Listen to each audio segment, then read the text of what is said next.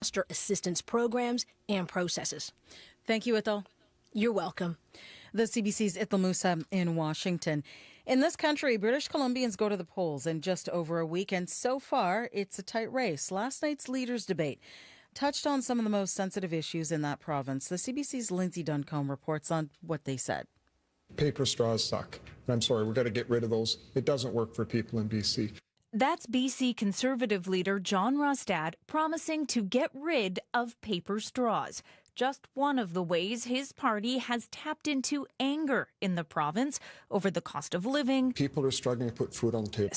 We need to make sure that we bring an end to decriminalization and safe supply. Rustad's BC Conservative Party is running neck and neck with the governing NDP, riding a wave of momentum that saw the other right-of-centre party, BC United, suspend its election campaign at the end of August. How can we debate you when you won't even say what you're going to cut?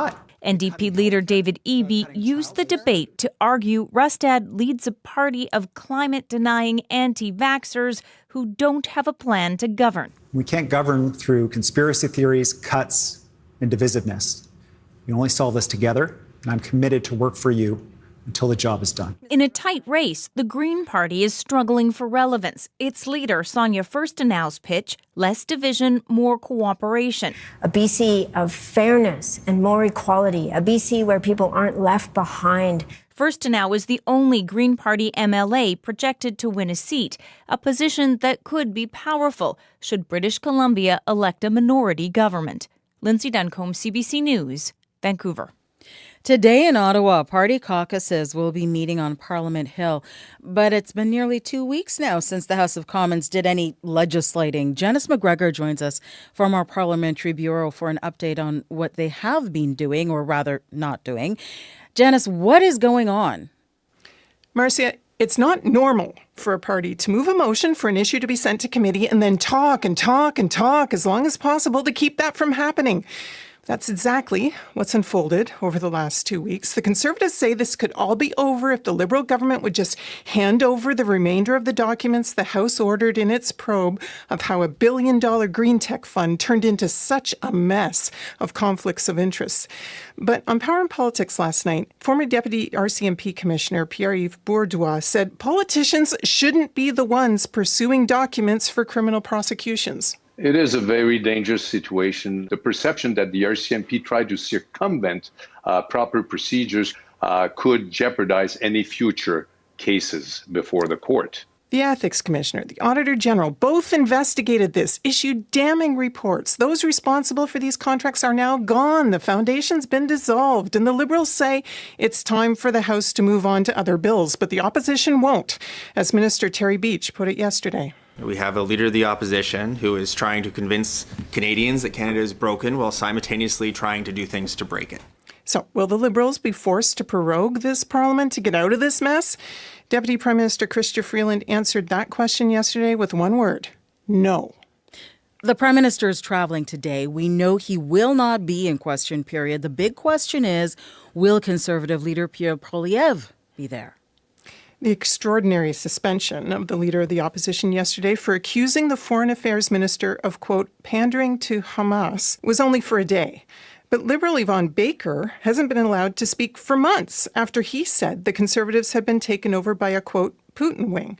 I think it's emblematic of a broader double standard that's happening in the House with Pierre Poilievre. We have MPs on both benches now, fed up with the Speaker, and Question Period Daily is testing the limits of how far these two sides can go attacking each other.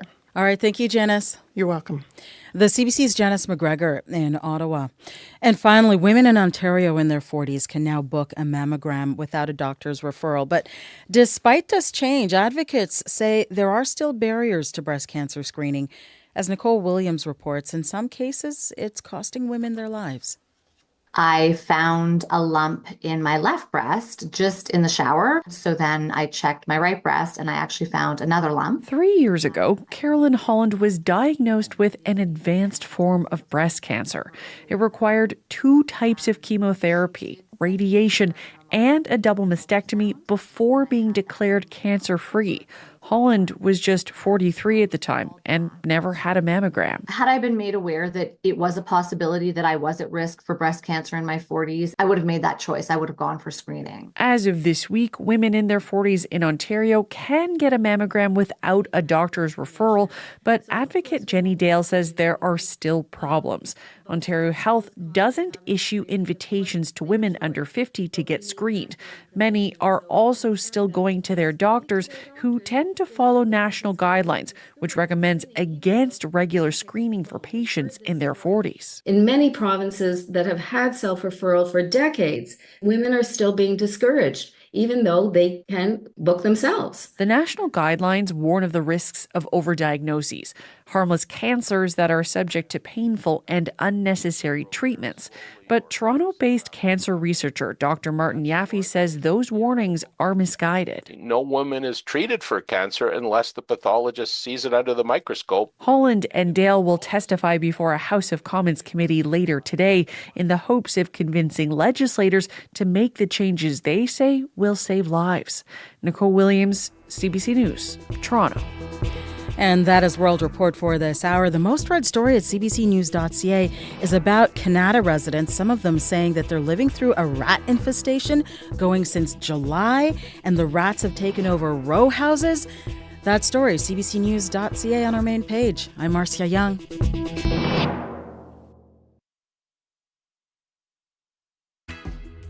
Good morning, Manitoba. I'm Chloe Friesen, filling in this morning for Marcy Marcusa. You're listening to Information Radio on CBC Radio 1.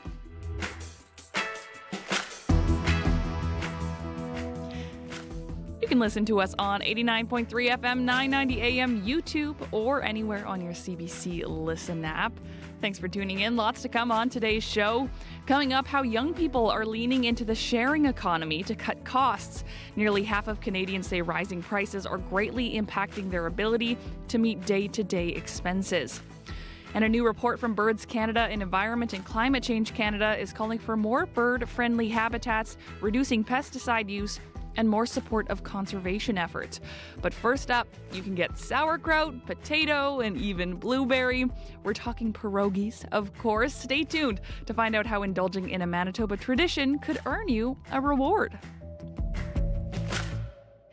It's time now for news headlines with Heather Wells. Good morning. Well, a Manitoba family who recently relocated to Florida is among millions in the path of Hurricane Milton. Stephanie Gerbrandt moved there last year with her husband and 3 children. They live in a suburb of Fort Myers on the southern edge of Milton's expected path.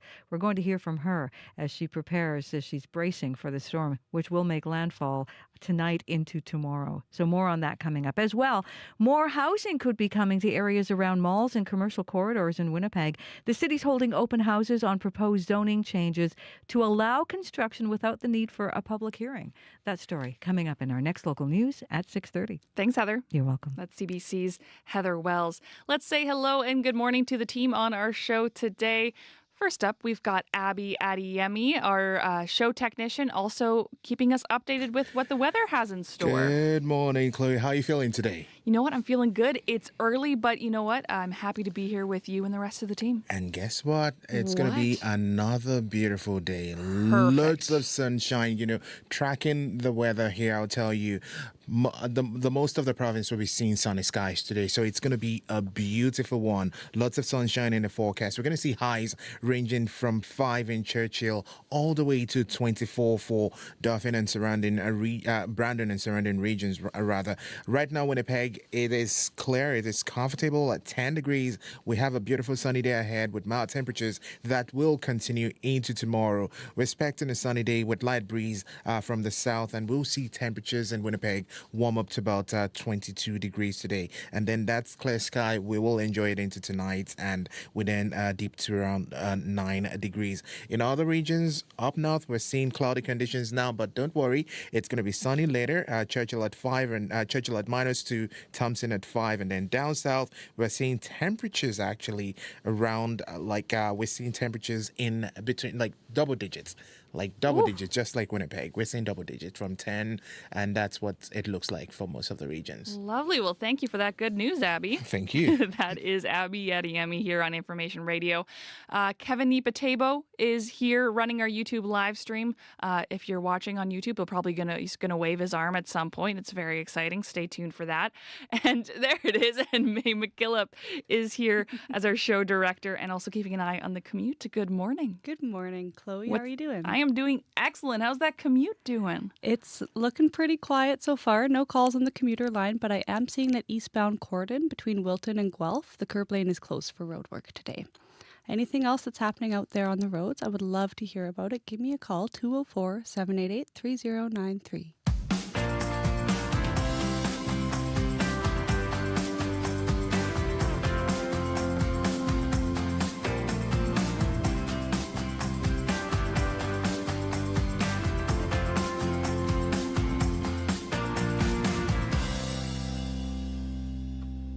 Now, yesterday may have officially been National Perogi Day. Oops, we missed it. But for many Manitobans, indulging in the Ukrainian dumpling, it doesn't require a special day.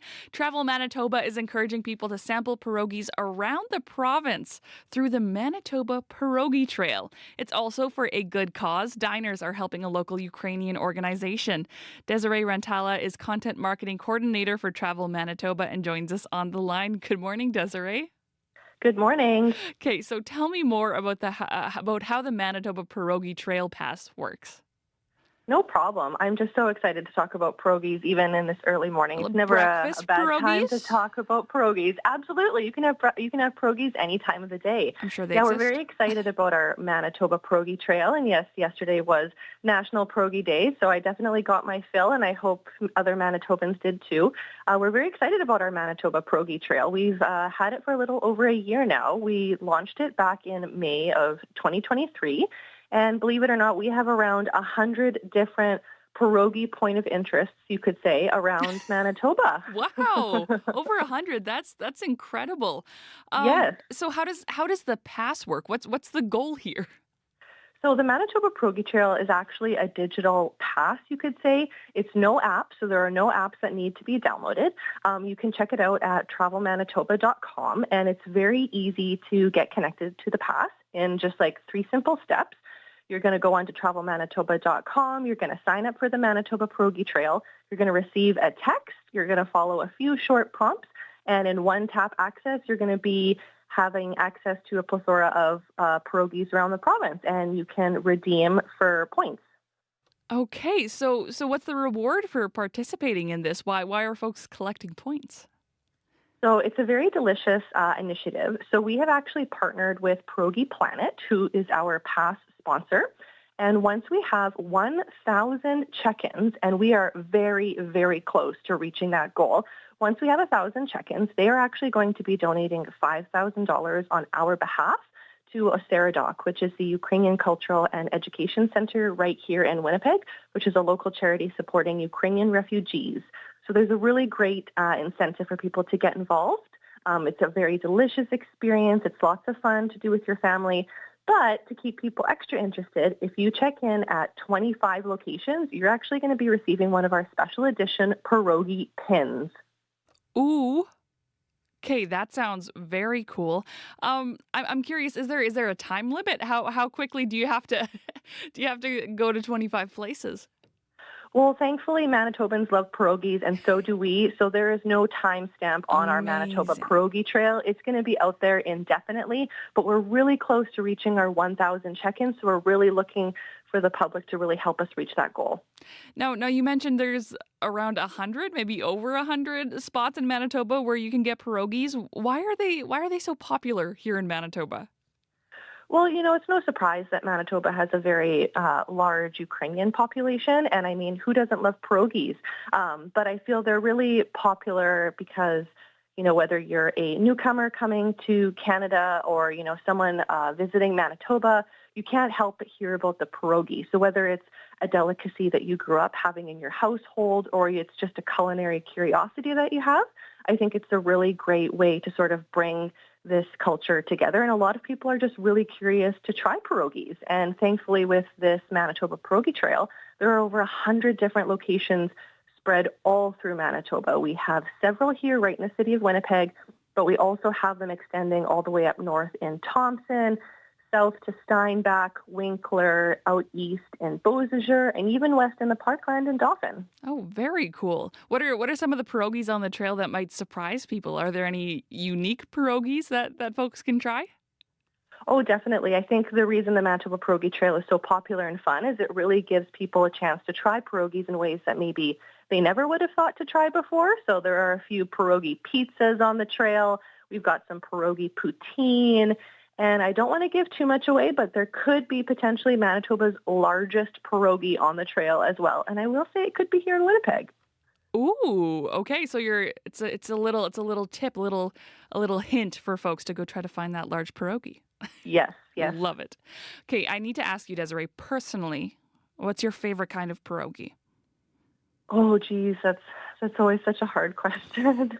I grew up having so many pierogies in my Ukrainian family, so I've almost had them all. But I have to say, just the tried and true classic pierogi. I'd have to say, hand pinched by a baba, boiled with fried with some caramelized onions. You've got to have a little bit of bacon, and we can't forget that massive dollop of sour cream on top. Amazing. I grew up in a community, Morton, Manitoba, where pierogies were served at our high school cafeteria. Oh, that's fabulous. Pierogi day was always just like the best day of the month. So very fond pierogi memories. Now, Desiree, what other sort of passes are out there for folks who want to explore the province? Yeah, so we actually have 6 passes here at Travel Manitoba, 2 of which we've actually launched this year. So we've got our Manitoba Pierogi Trail, which is a very tasty one. We have our Explore Churchill Pass, which is great for folks who are heading to northern Manitoba. We have our Manitoba Flight Pass, which is really great for any aviation enthusiast in Manitoba. It's a really great way to get out to Brandon to see the Commonwealth Air Training Plan Museum, or to even head out into the Interlake to see the Gimli Glider. Another tasty, fun pass that we have is our Manitoba Brew Pass, which is another really delicious trail that we have. And that one's a really great way to explore the brewery scene, because we definitely have an abundance of that here in Manitoba. That's a great one for family, friends, and it also makes a really great gift. And then we have our Explore Flin Flon Trail, which we just recently launched this summer. So for anyone heading up there, that's a great way to head out onto the Flin-to-Bonnie Trail and to explore the beautiful Flin Flon area. And then last but not least, we also launched our Manitoba Kids Choice Pass this past year. And that one is a really great way for folks to get out and explore kid-friendly attractions here in Manitoba. It's a fun one. Desiree, thank you so much for joining us this morning and for making me hungry for pierogies at 6:21 a.m. No problem. Thank you so much for having me. Desiree Rentala is Content Marketing Coordinator for Travel Manitoba, and you can get your pass for the Manitoba Pierogi Trail through the Travel Manitoba website.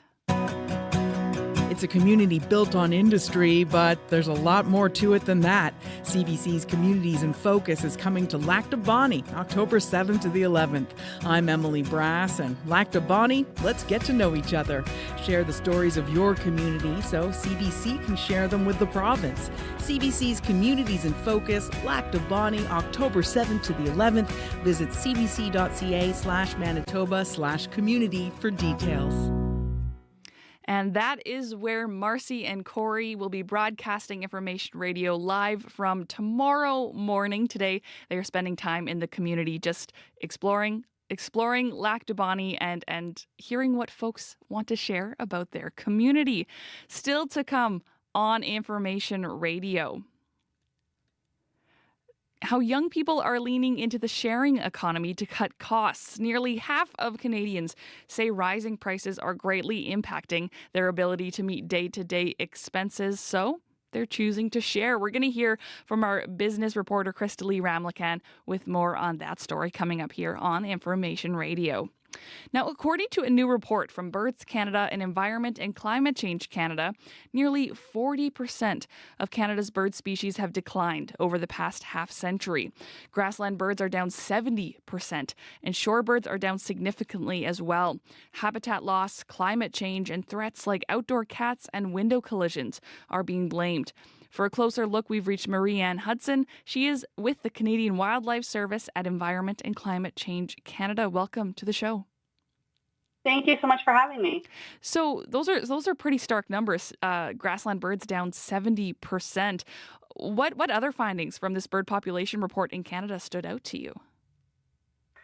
Yeah, well, it's a good question. I'll start with the bad news. It's not just grassland birds. So we've documented declines of about 30% or more in 5 different groups all across Canada. So things like Arctic birds, long-distance migrants, shorebirds, aerial insectivores, and, of course, grassland birds. And grassland birds are the worst off by far. They've declined by 70%, and there's no sign of leveling off.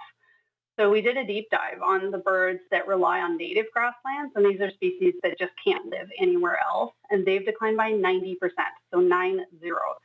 But it's not just specialists that are in trouble. Even the species that are able to live in agricultural landscapes like hayfields and field margins aren't doing well. They've declined by 42%. But it's not all bad news, though. I think we need to acknowledge the wins. We've got 31% of Canada's bird species that have increased since 1970, with populations of waterfowl, birds of prey, and wetland birds recovering from historic lows in the 60s, thanks to the banning of harmful pesticides like DDT and major investments in wetland conservation. And so, it's really important to talk about this because these recoveries show us that when we understand what the problem is and we act together, conservation works and we can turn these things around. So what are the problems then? Why are grassland birds and shorebirds facing such significant declines?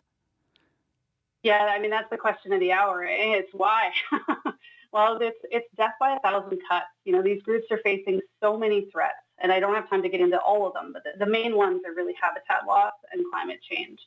So the conversion of grasslands to croplands destroys and fragments grasslands. That's the biggest threat for grassland birds, and that includes the shorebirds that breed in the prairies. But there's things like urban expansion, roads, the oil and gas industry. They all contribute to habitat loss too. And then you've got things like development, pollution, and recreation that are all impacting wetlands and coastal areas. And these are really critical stopover sites for migrating shorebirds because if birds lose the ability to rest and refuel safely as they do these really huge migrations, they won't have the strength to complete the migration. And then in terms of climate change, many shorebirds nest in the Arctic, and that's where the effects of climate change are likely strongest. It's also affecting the prairies and causing these more extreme and frequent cycles of droughts and floods. And I also mentioned earlier simple things that we see every day. Threats like outdoor cats and window collisions are also being blamed? Yeah, absolutely. There's a whole list. We go into it into the report on stateofcanadasbirds.org. Things like agricultural pesticides can also affect grassland food webs by reducing insect numbers and may impact the birds themselves because it can impact the bird's ability to gain fat prior to migration, so it can't make it all the way. Now, how can Canadians help support bird conservation in their own communities? Yeah, that's a great question because there's so many things that we can do to help birds. I don't want people to feel helpless. We outline lots of different ways in the report, and we highlight some of the ways that we're already working to protect birds and their habitats in the report at stateofcanadasbirds.org. But a couple of examples are, we can treat our windows to make them safer for birds because birds don't see glass the same way we do, and so they smack into it. We can keep cats indoors, both for the safety of the birds, but also for the safety of the cats. We can also volunteer for bird conservation by taking part in citizen science programs. This work wouldn't have been possible if it weren't for the thousands of volunteers over the past 50 years who've donated their time and expertise to collect bird data across Canada. These are such dedicated folks. We can do kind of little things too. We can buy less, we can produce less waste. When we do buy stuff, we can choose bird-friendly products like bird-friendly coffee and grass-fed beef. And then we can learn more about birds and share our love of birds. We can participate in birding communities that are inclusive and accessible. There's such wonderful folks in the birding community, and they are so eager to share their knowledge and their love of birds. What about protecting bird habitats across Canada? Yeah, that's a great question because there's so many things that we can do to help birds. I don't want people to feel helpless. We can Yeah, great question. There's lots that we can do kind of at different scales, right? You can have an impact even just in your own yard if you're a homeowner. We can also learn about and support Indigenous-led stewardship. That's one of the most important pathways for long-term conservation. We can plant native plants. We can reduce pesticide use. We can support all these organizations at different levels that work so hard to conserve birds and their habitats. We can help out with local projects like tree planting, habitat creation. We can, help out with neighborhood cleanups. All of these things help not only ourselves, but they help birds too. And it's not the end of the list by a long shot because there's so many other things I could talk about. But we can also use our voices for birds, right? We can advocate for bird-friendly initiatives, policies, conservation actions. But it's not, Canadians aren't alone in this, It's not on just the individual shoulders. The Government of Canada is really committed to conserving, protecting, and recovering Canada's birds and other biodiversity. And we're doing that through reports like this one to help with decision making and working together with folks at home and internationally. Marie-Anne, thank you for sharing this report and also a little dose of hope along with it. Thank you so much for having me. Marie-Anne Hudson is with the Canadian Wildlife Service at Environment and Climate Change Canada. You're listening to Information Radio. The time is, we are just 20 seconds away from 6:30 a.m. May McKillop is here for a quick look at the commute. Just a quick look. Eastbound Cordon between Wilton and Guelph. The curb lane is closed for road work. Anything else you're seeing on the commute, I'd love to hear about it. 204-788-3093. Thank you, May. Lots still to come, but first, your CBC local news.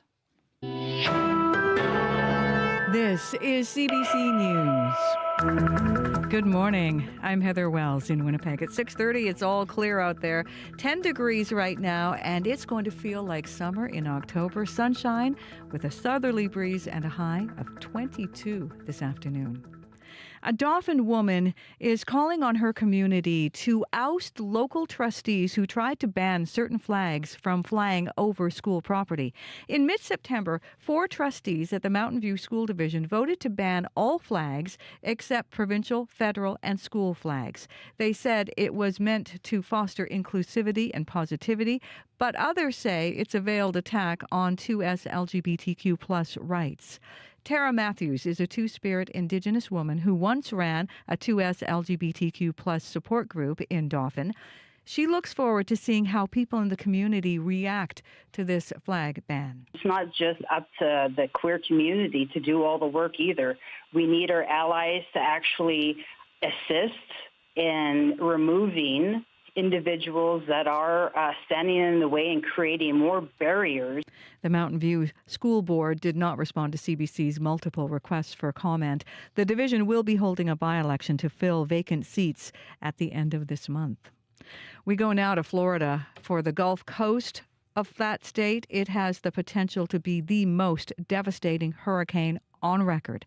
Hurricane Milton is forecast to make land tonight, with Tampa expected to take a direct hit.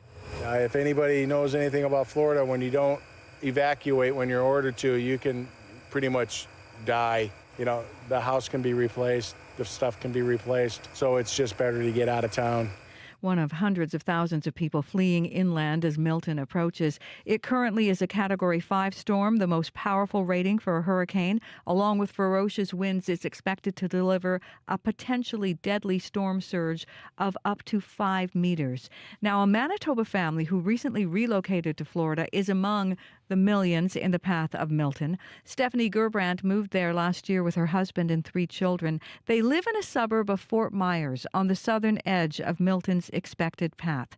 Gerbrandt says their inland location will protect them from storm surge, but not from damaging winds or days-long power outages. She says people in the area expect the worst. You don't want to worry too much, but when everything basically closes, okay, this is going to be a bad one, because basically all medical clinics, chiropractors, the gyms, the stores, everything closed today at noon and is closed till Thursday evening for sure. Basically everything is closing because it's sure something is coming, right? You can hear more on the story as the hurricane moves closer to Florida throughout the morning, and more national and international news on World Report at 7.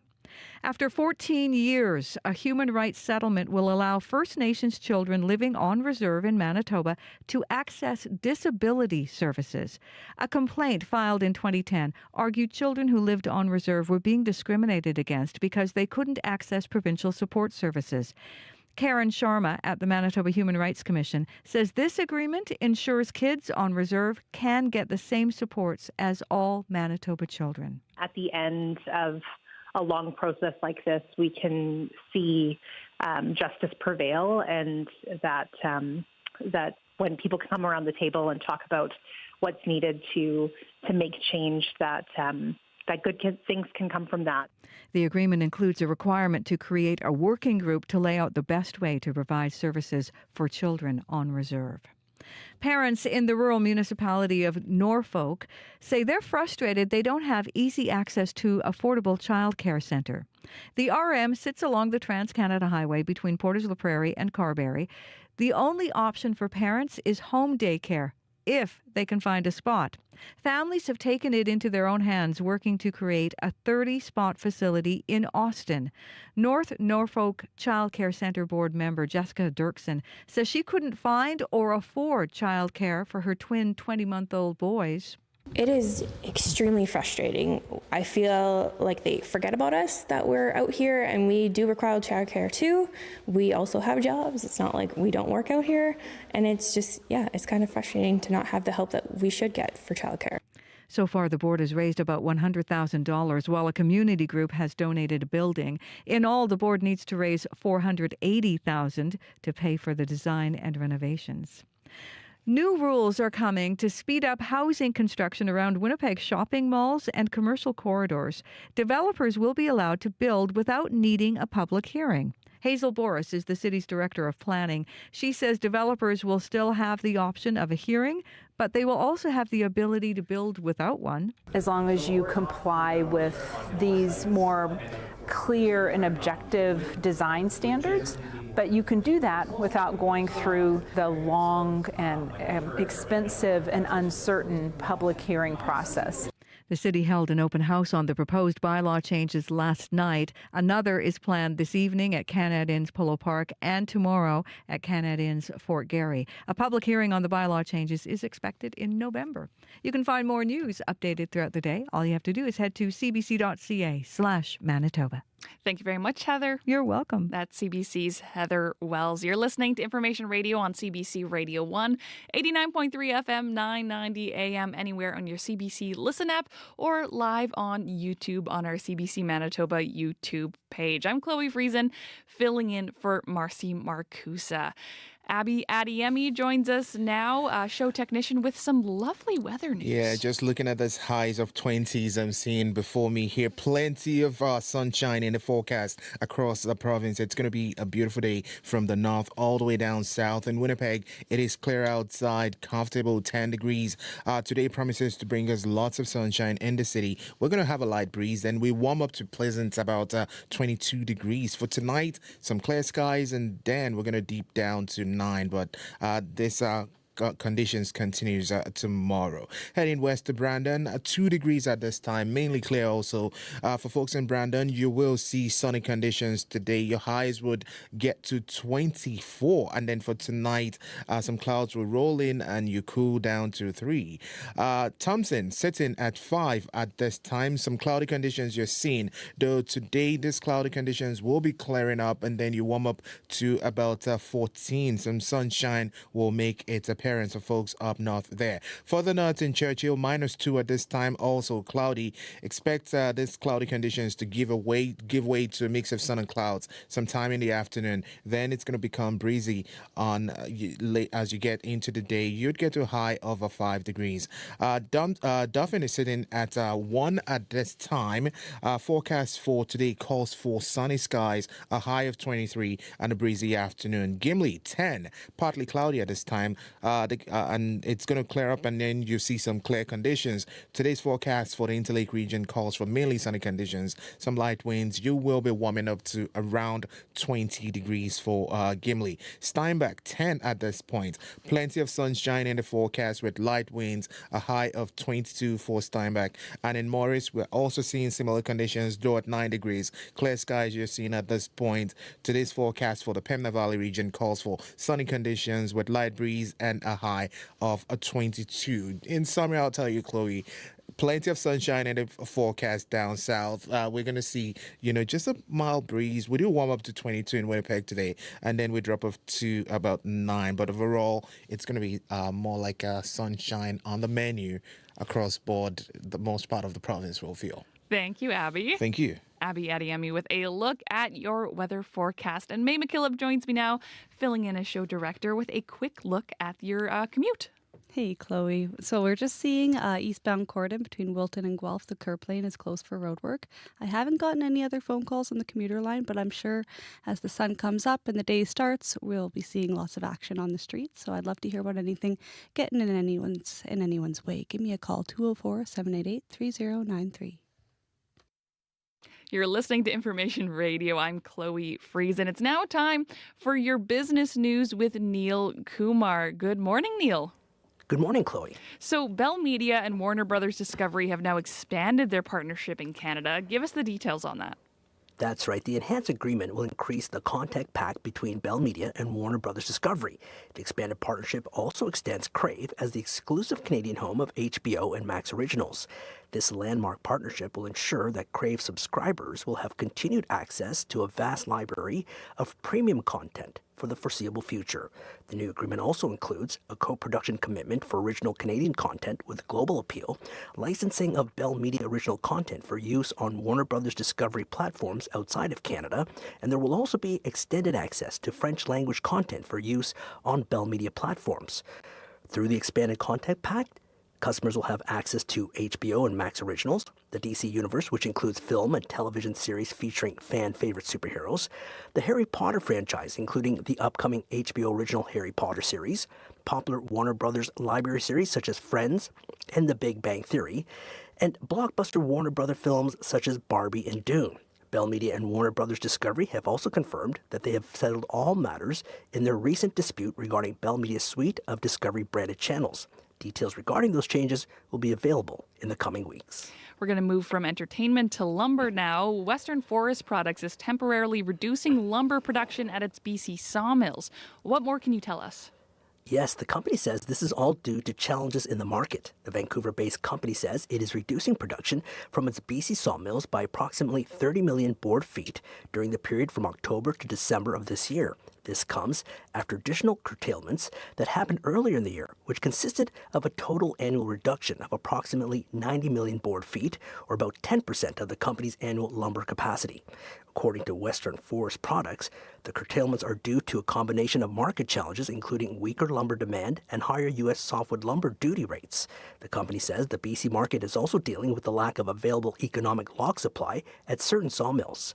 Meantime, Western Forest Products warns that all levels of government must work to create a policy environment that supports the forestry industry, especially as U.S. softwood lumber duty rates are set to rise significantly in the second half of 2025. The production halt will affect 800 employees. Now, moving to Hurricane Milton, we've been talking about this all morning. It's been in the news. But Disney World, Universal Orlando, and SeaWorld are all set to close ahead of Hurricane Milton. What's the latest?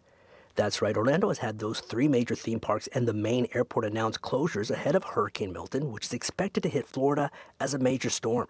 Walt Disney World, Universal Orlando, and SeaWorld will close their theme parks and respective entertainment facilities today, with the latter two also closed on Thursday, and Disney is also likely to remain closed. Universal has also canceled Halloween Horror Nights, which is scheduled for both days. As mentioned, the Orlando International Airport will also cease operations. The airport is the 7th busiest in the U.S. and the most trafficked in Florida. Milton has threatened to ruin the vacations of tens of thousands of tourists at these theme parks, which comes at one of the busiest times of the year with Halloween-related celebrations. Disney rarely shuts its doors, as its hotels are often a safe haven for coastal residents fleeing impending storms. Once a hurricane passes in Florida, the theme parks try to return operations to normal as quickly as possible.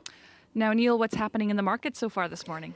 Yeah, so in Europe, stocks were muted following market volatility in China. Germany is down, UK is up, France is up. In Asia, China's CSI 300 dropped 7%, snapping a 10-day winning streak. Japan is up, Shanghai is down, Hong Kong is down.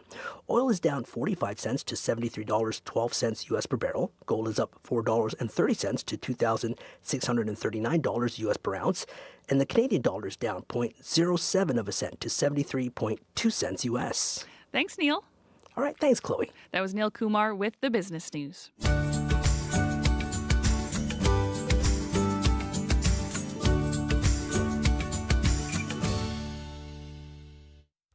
You're listening to Information Radio. The time is just 43 minutes after 6 o'clock. I'm Chloe Friesen, filling in for Marcy Marcusa. It's a highly active time of year for bears. They're laser focused on eating right now before winter comes and food is scarce. Nick DeRuyter is a wildlife expert who teaches humans how to interact safely with animals. He explains where bears are looking for food. Anywhere they can find that easy meal, they're going to find it. And unfortunately, in some cases, that's coming from people's backyards and towns. But hopefully they can just limit it to natural foods outside of town so they don't get into trouble and wind up getting relocated or killed. So typically, if they're out on the landscape, they could be digging up ground squirrels. They could be digging up other insects. If they're looking for meat, they might luck out and get a roadkill or another carcass of some sort.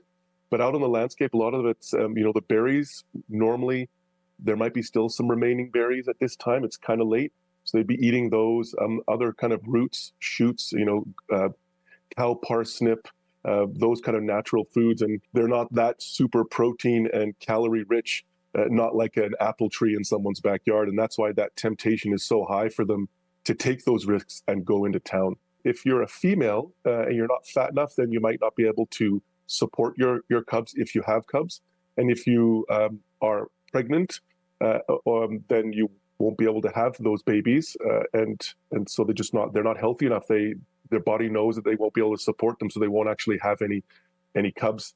And for other bears, it might mean they have to stay out longer before they go into hibernation, or they might have to come out of hibernation earlier because they just don't have those fat reserves to stay in hibernation for 5 or 6 months. So they might have to shorten it up. So their life literally can depend on it. They're not true hibernators like other animals. Some of those animals like ground squirrels and some snakes and frogs and those ones, like when they go to bed, so to speak, when they go into hibernation, they're out cold for the whole time until the springtime when they wake up. They don't wake up, go back to sleep. They're out cold for the whole time. Bears are not true hibernators. They go through something called torpor, which is a type of hibernation, but a much lighter sleep, if you will. So bears can actually wake up and go back to sleep and wake up and go back to sleep throughout their hibernation, throughout their torpor state. Their metabolism slows down, their body temp, their heart rate, all that slows down. But if need be, they can wake up in an instant and everything works.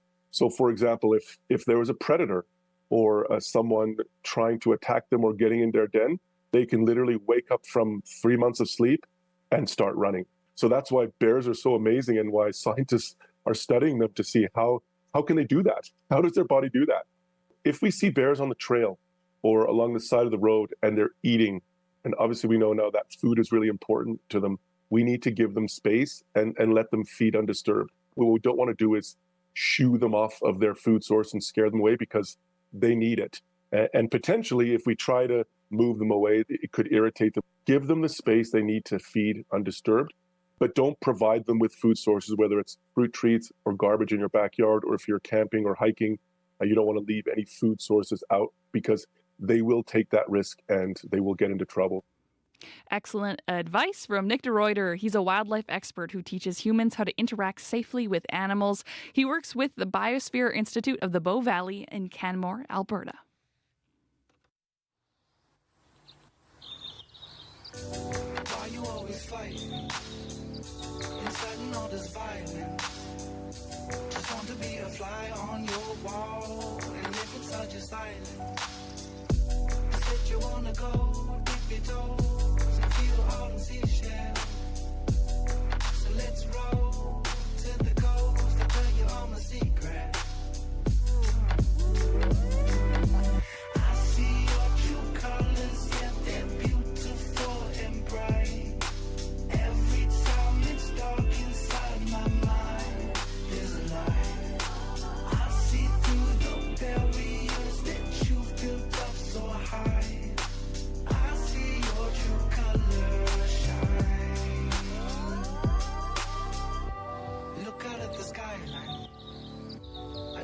look inviting.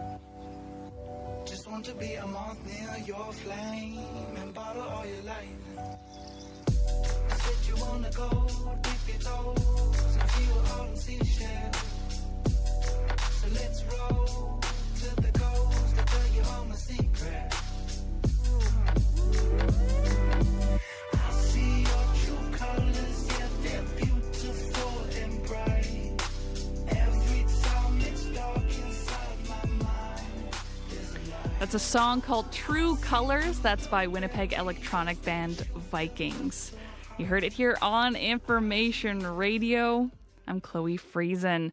People are still feeling the squeeze of years of high inflation, so some young Canadians are turning to sharing their homes, cars, and even clothes to save money.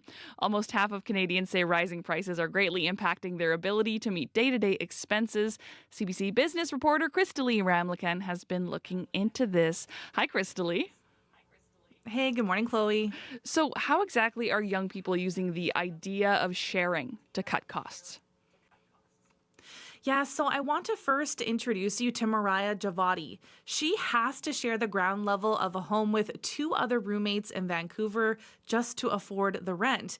They pay just over $3,300 a month. And yes, there's just one bathroom there for all of them to share. Now, expensive housing isn't unusual in BC, but across the country, more people are looking for roommates to help share costs. So people searching for shared accommodations is up almost 12% compared to last year.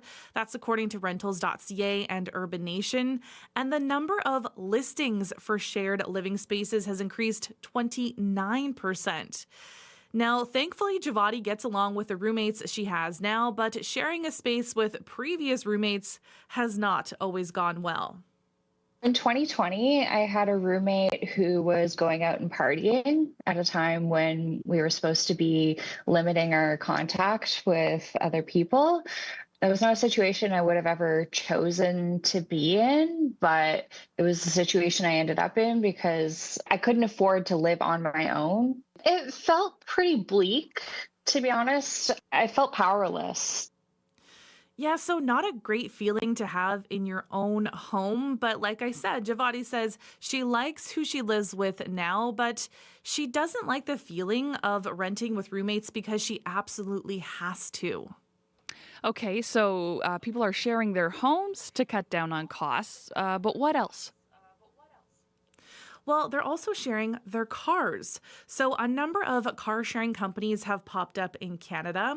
Michael Okoye is the founder of a peer-to-peer rental platform there in Winnipeg called Rent Your Ride. It's kind of like Airbnb, but for your vehicle. And he says about 40% of people who list their vehicles on his platform are doing so to make ends meet. Here's a story he shared with me about a person renting their car. They said that while their vehicle was listed on their platform, they were able to make enough money to make ends meet because at the time they didn't even have a job, which was the sole reason why they put it on the platform. And Chloe, even Okoye himself is renting out his car because, of course, the income of a young entrepreneur is not always steady. Wow. So, Crystalie, you've talked about homes and cars, but what about clothes? Can you tell us a bit more about that? Yeah, so I spoke to Julia Craig, who is trying to save wherever she can. She actually moved away from Toronto because it's just too expensive to live there, and she now shares a place in Calgary with a roommate. I don't know how to say it in any nice way other than honestly, it sucks. I'm almost 30 and I feel like I am paycheck to paycheck. And yeah, it's tough. And the last few years are actually probably the worst years of my life for me. So yeah, that is hard to hear someone say, but Craig did tell me that she does feel better when she can rent an expensive item that she needs for a cheaper price. So she has to attend charity events for work, and she borrows from a business that loans out higher-end quality clothes for special occasions such as weddings or job interviews. The Fitzroy is based in Toronto, but it does fittings over video chat and then ships the clothes across the country. Angela Pastor is one of the co-founders. very expensive out there, as we all know, and especially for young people just starting out their careers, or maybe they are students. But you still want to look your best, and you still want to be able to participate in all these big major life events and not feel like, oh, I'm just wearing the same old thing again and again, So absolutely, young people who care about sustainability as well as affordability are definitely coming to us. That's such a cool idea. I've never actually heard of renting fancy dresses, but why not? Mm-hmm.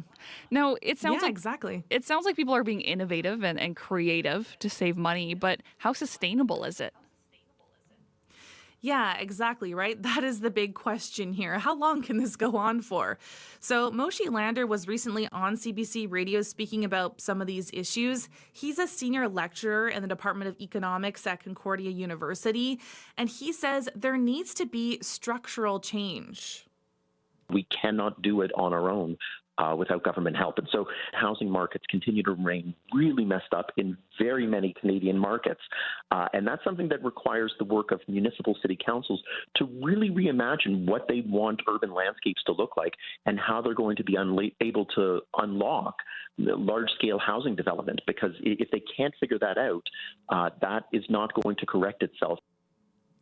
But there is some hope on the horizon. Economists see interest rates going down into next year, which could help make housing become a little more affordable and make some debt payments a little less expensive. Crystalie, thank you for joining us this morning. Okay, thanks, Chloe. Crystalie Ramlakan is a CBC business reporter. When the WWF took on the WWE, the Panda pinned the wrestler. When a storm slammed the stereo store, a best place to buy was born. And then Smokey Philip Morris butted out his name. Tornadoes and lawsuits, why companies changed their names, on Under the Influence with Terry O'Reilly, Thursday morning at 11:30, 3:30 p.m. in Newfoundland, and on the CBC Listen app. It's a community built on industry, but there's a lot more to it than that. CBC's Communities in Focus is coming to Lac du Bonny, October 7th to the 11th. I'm Emily Brass, and Lac du Bonny, let's get to know each other. Share the stories of your community so CBC can share them with the province. CBC's Communities in Focus, Lac du Bonny, October 7th to the 11th. Visit cbc.ca/Manitoba/community for details. And Lac du Bonny is the location of Information Radio tomorrow morning. Marcy Marcusa and Corey Funk will be in the community broadcasting live from Lac du Bonny. Today, they are out collecting stories and getting to know folks in the community, hence why I am here filling in for Marcy Marcusa. My name is Chloe Friesen. Thank you for listening. And if you're in Lac du Bonny, if you're listening from there this morning and you want to share something with CBC's Communities in Focus team, you can head to the Lac du Bonny Chicken Chef, that's 44 MacArthur Avenue, for our open office hours. Today, it's from 10 till 6 p.m. And tomorrow you can visit Nadia Kidwai with CBC's Communities in Focus from 3 till 8 p.m. That is again in Lac du Bonny at the Chicken Chef at 44 MacArthur Avenue. Still lots to come here on the show. Hurricane Milton is expected to hit Florida sometime this evening. Coming up, we'll check in with a Winnipegger living in Naples, Florida. But first, we've got a news update from CBC's Heather Wells. Good morning. Well, Manitoba First Nations children living on reserve are finally able to get provincial children's disability services and home care. A human rights settlement was signed this week, more than a decade after a complaint was filed. We'll hear more about that. And more housing could be coming to areas around malls and commercial corridors in Winnipeg. The city's holding open houses on proposed zoning changes to allow construction without the need for a public hearing. I'll be back with more Manitoba news coming up at 7:30. Thanks, Heather. You're welcome. Currently, we're looking at a high of 22 degrees here in Winnipeg. Sunny skies, wind south 30. That high, as I mentioned, is 22. Right now in the city of Winnipeg, it is 10 degrees with clear skies, and we should see things warming up once that sun rises. May McKillop is here for a quick look at your commute. Hey, Chloe. So it's been a really quiet quiet morning on the commuter line. I'm hoping I get some calls in the next hour of the show. I have seen one area, eastbound Corridon between Wilton and Guelph, where the curb lane is closed for road work. Anything other than that, give me a call and let me know. 204-788-3093. Coming up in your next hour of Information Radio, World Mental Health Day is tomorrow. We'll be speaking with an advocate about resources that are available to Manitobans of all ages. That's coming up just after 7 o'clock. Also coming up, as it struggles to keep some of its programs running, a local nonprofit that helps Manitobans fight addiction is now asking Manitobans to return the favor and give it a helping hand. That conversation is coming up after your CBC local news in the next hour of Information Radio. Thanks for tuning in. I'm Chloe Friesen, filling in for Marcy Marcusa. You're listening to CBC Radio 1, 89.3 FM, 990 AM, or anywhere on your CBC Listen app. World Report is next.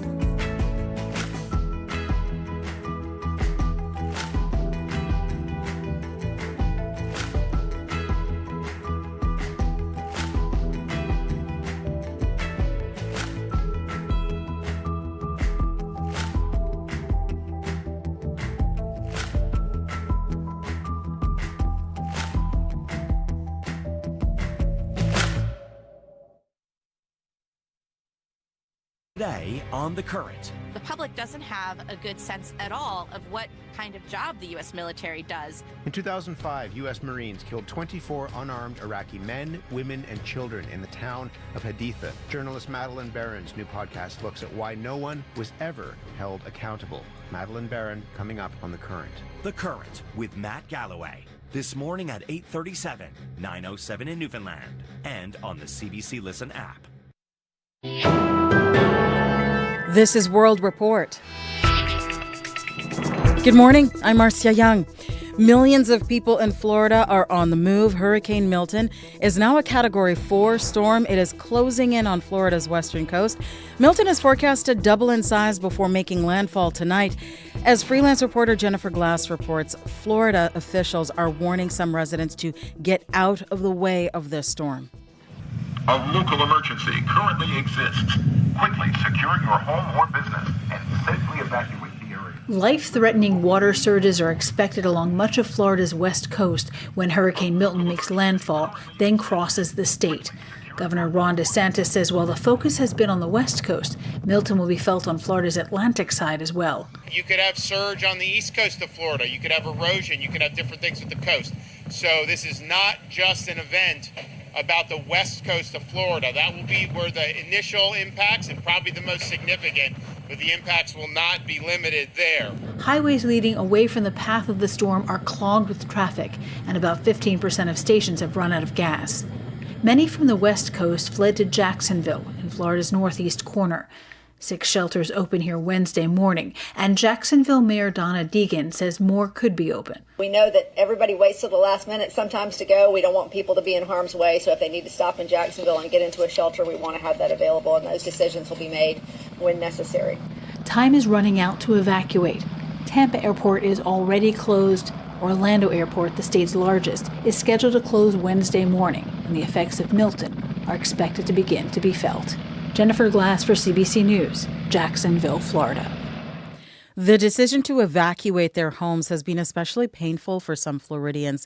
They barely made it through Hurricane Helene, but many of them say Milton is too dangerous to ignore. These people live in Tampa, which could take a direct hit from the storm. I live by myself. I've done what I can. I'm not capable of boarding anything up or doing anything more than I have.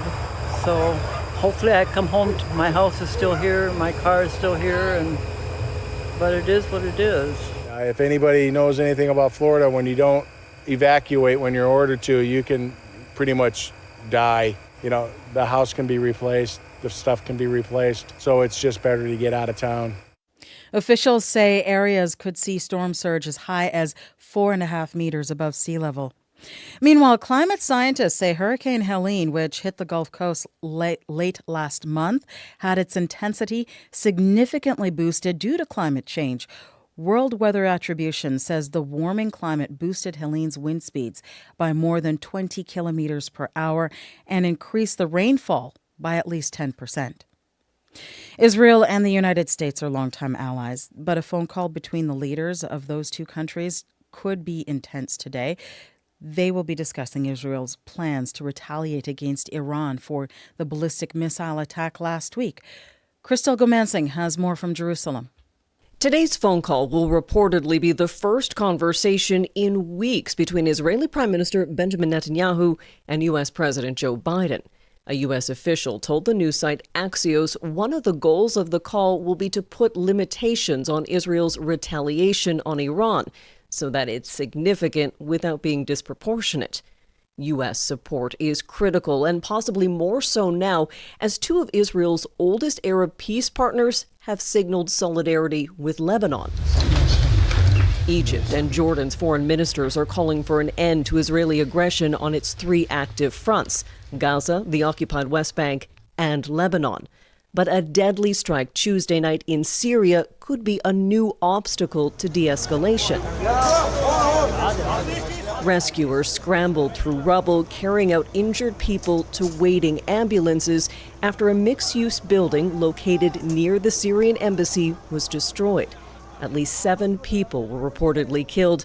Syrian state media says the building was hit by multiple missiles launched from Israel.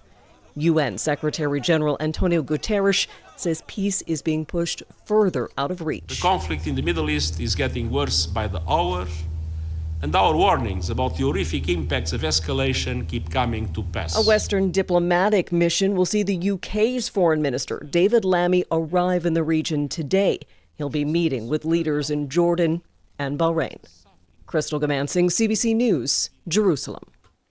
In this country, British Columbians go to the polls in just over a week, and so far, it's a tight race. Last night's leaders' debate touched some of the most sensitive issues in the province. The CBC's Lindsay Duncombe reports on what they said. Paper straws suck. I'm sorry, we've got to get rid of those. It doesn't work for people in BC. That's BC Conservative leader John Rostad promising to get rid of paper straws.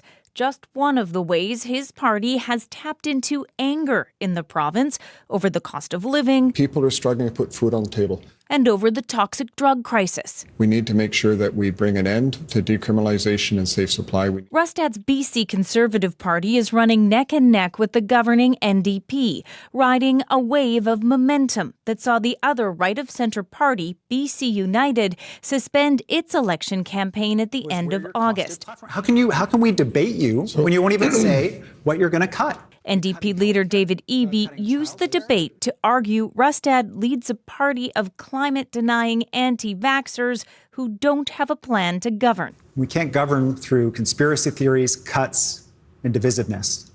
We only solve this together, and I'm committed to work for you until the job is done. In a tight race, the Green Party is struggling for relevance. Its leader, Sonia Furstenau's pitch, less division, more cooperation. A BC of fairness and more equality, a BC where people aren't left behind. Furstenau is the only Green Party MLA projected to win a seat, a position that could be powerful should British Columbia elect a minority government. Lindsay Duncombe, CBC News, Vancouver. Public Services Minister Jean-Yves Duclos says the federal government is seriously considering building a high-speed rail link between Quebec City and Toronto. Ottawa already has plans to build a high-frequency rail corridor along that route, but now a spokesperson for the group overseeing the project says bidders need to include a proposal for trains that go faster than 200 kilometers per hour. The inquiry into foreign interference will hear from a last-minute witness today, a former Liberal government's chief of staff. He was responsible for passing intelligence information to Canada's public safety minister. As Marina von Stackelberg reports, last month, CSIS officials testified they were frustrated when it took that minister's office 54 days to approve a warrant. It was not in my as I saw it, my responsibility to do so. The top employee of Canada's Public Safety Department, former Deputy Minister Rob Stewart, says his department regularly passed binders of intelligence information to the minister's office. But after that, it was up to Bill Blair's staff to tell him about it. We worked with the Chief of Staff as the primary contact in terms of the delivery of materials to the minister. Blair's former Chief of Staff, Zita Astervas, will testify today. She'll be asked to explain why a warrant that Canada's spy agency wanted Blair to sign off on wasn't approved for 6 weeks. Leading up to the last federal election, CSIS wanted to spy on former Ontario Cabinet Minister Michael Chan. They suspected he had ties to the Chinese government, something he denies. CSIS officials testified they were frustrated with the warrant delay. The inquiry lawyers have hinted Astervas will argue in the pandemic she no longer had access to those top-secret binders. They were securely locked up in a safe in Ottawa, while Blair and his staff were mostly working in Toronto. But Stewart told the inquiry yesterday that was not the case. There was a capacity in the CSIS office in Toronto to print or reprint information and deliver it to the minister's office. Absolutely. And there were multiple occasions on which that occurred. Blair has said as recently as last week, he approved the warrant within hours of it landing on his desk. Marina von Stackelberg, CBC News, Ottawa. This year's Nobel Prize in Chemistry is going to 3 scientists for their work on proteins, the building blocks of life. With one half to David Baker, University of Washington, USA, for computational protein design, and the other half jointly to Demis Hassabis and John Yamper, Google DeepMind United. The winners are being recognized for their work on protein structure prediction and protein design. And the Nobel Committee says artificial intelligence played a big role in getting these developments to where they are today. The winners will all split a prize money of $1 million. And that is the latest national and international news from World Report News Anytime, cbcnews.ca. I'm Marcia Young.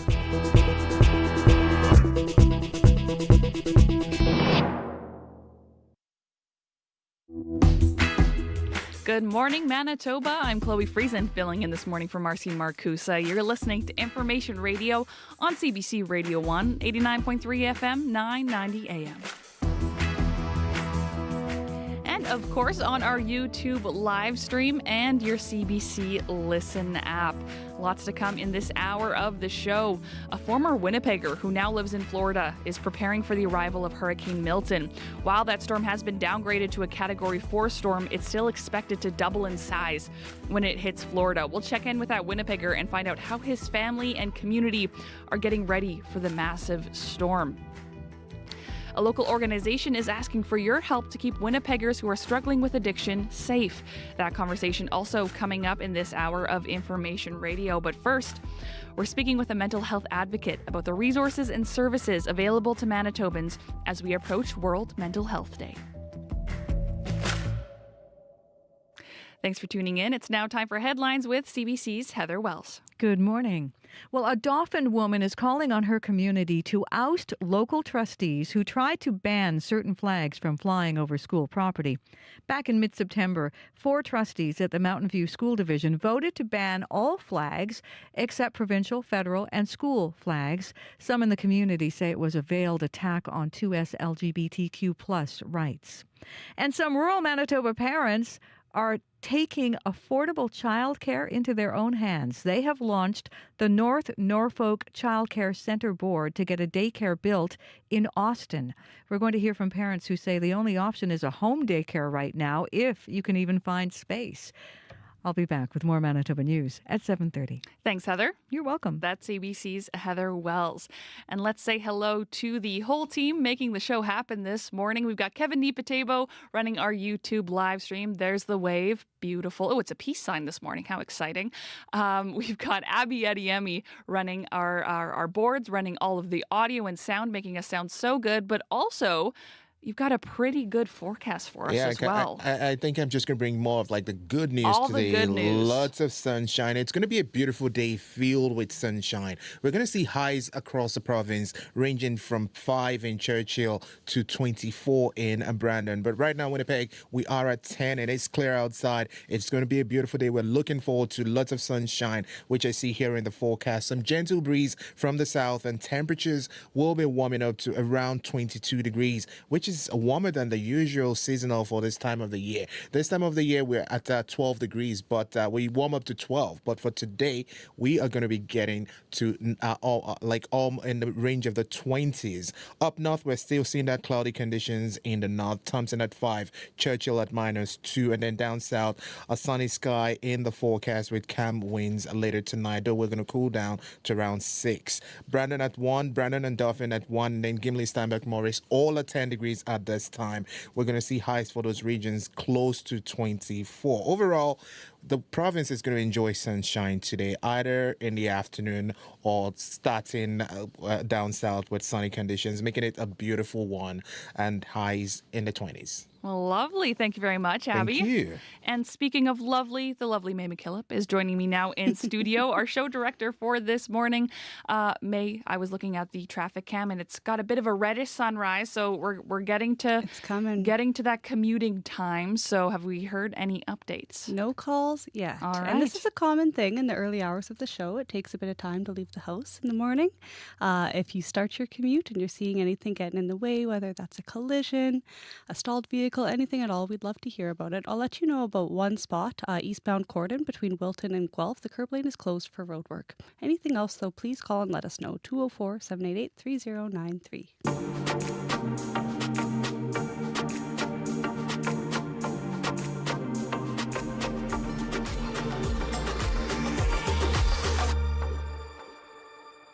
Tomorrow is World Mental Health Day. The conversation around mental health looks much different today than it did even 10 years ago, but stigma still exists and it can be a barrier to people getting the care they need. That's why there's a Mental Health and Wellness Expo happening tomorrow at St. Vital Centre. Tara Brousseau-Snyder is the Chief Executive Officer of Sarah Riel Mental Health and Addictions. They are the organization putting on this fair, and Tara joins us in the studio. Good morning. Good morning, Chloe. So what is happening at this resource fair? Describe what folks will see. It's at the St. Vital Shopping Centre, so there's access for everybody. But what we are having is we're having mental health and addiction agencies all come in. There is stigma, but there's also the problem of access. And it's really hard today to know where to go or how to find support. So this is the fair that allows people, whether you are struggling yourself or you have a family member or someone who's struggling, they can go and they can find out information from all the different agencies and get to know what they think is the best fit for them. Was it a conscious choice to have it in a very public place, like a shopping center? It was. We really have had it. This is our 12th year, so we have seen how well it works through all the years. But we really felt we needed to move it further into the community because the community right now isn't sure how or where to go at a lot of different times. And so we wanted to make sure that they could find us and find us easily. So what kind of resources or information will people find? So they'll find all sorts of different agencies. Sarah Riel will be there, Canadian Mental Health. We've got Families Anonymous, Fort Garry Women's Resource, and of course our big sponsor is Manitoba Liquor and Lotteries and Manitoba Nonprofit Housing, just to name a few. But it gives you a widespread array of all the resources that you might need.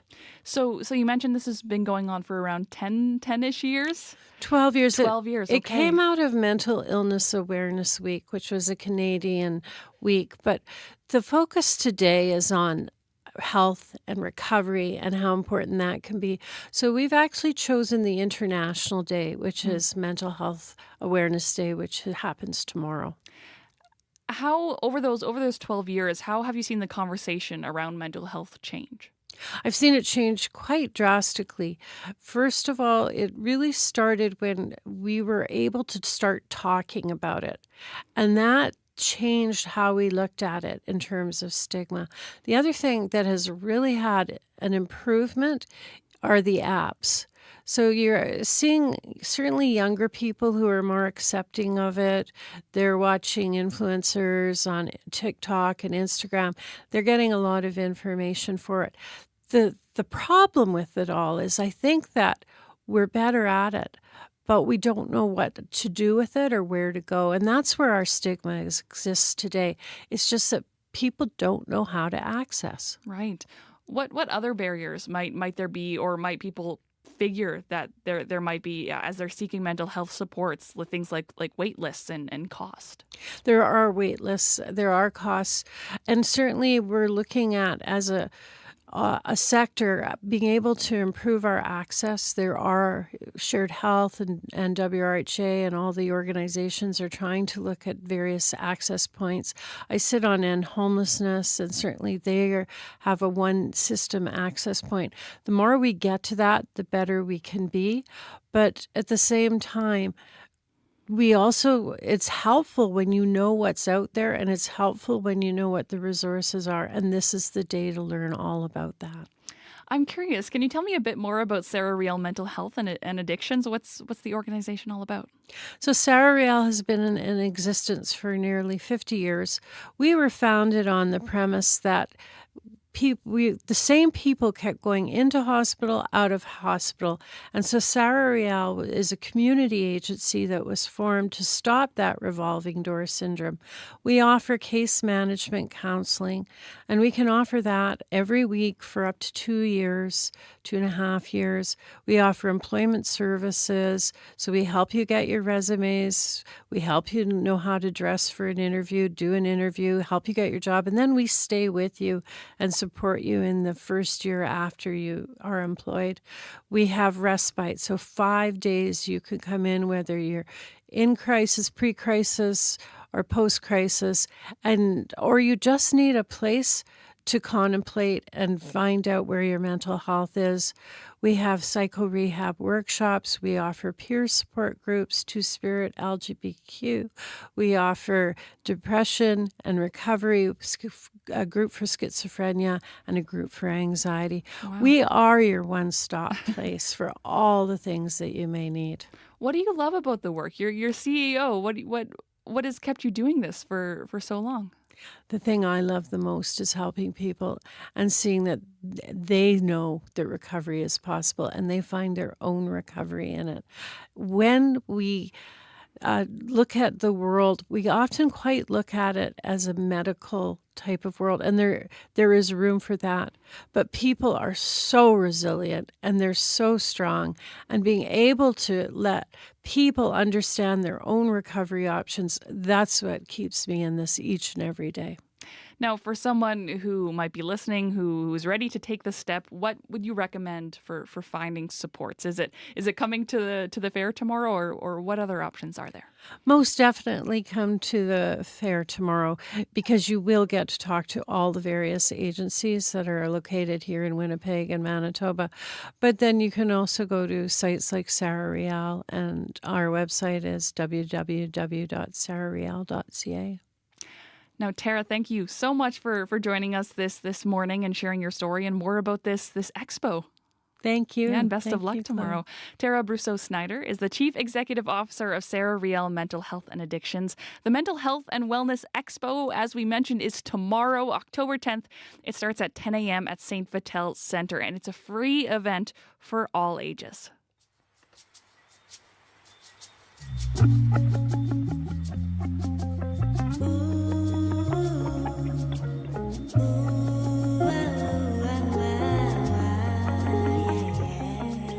Many nights I go to sleep thinking of me, I go tweet, but I know one day I'll overcome. How much time them try to tear me down, but I just rise above it. I know that one day I'll overcome. Life gets hard sometimes.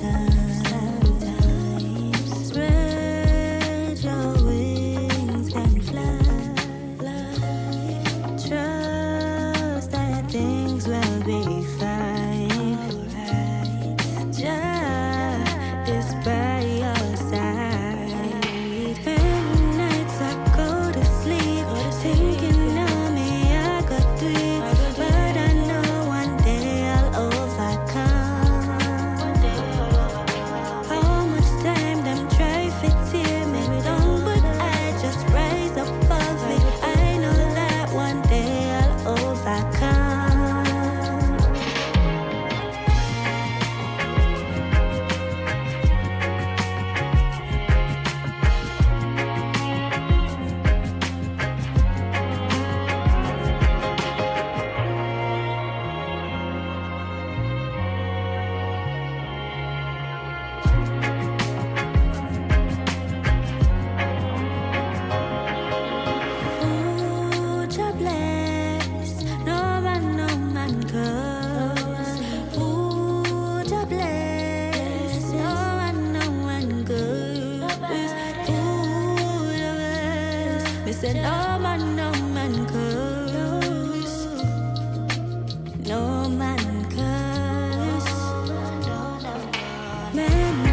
nights I go to sleep thinking of me. I got tweets, but I know one day I'll overcome.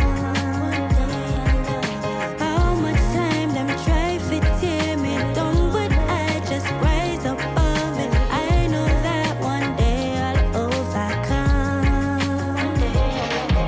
Overcome, overcome, yeah, overcome, overcome, yeah, overcome, overcome, yeah, overcome, overcome, yeah, overcome, yeah. One day I'll overcome.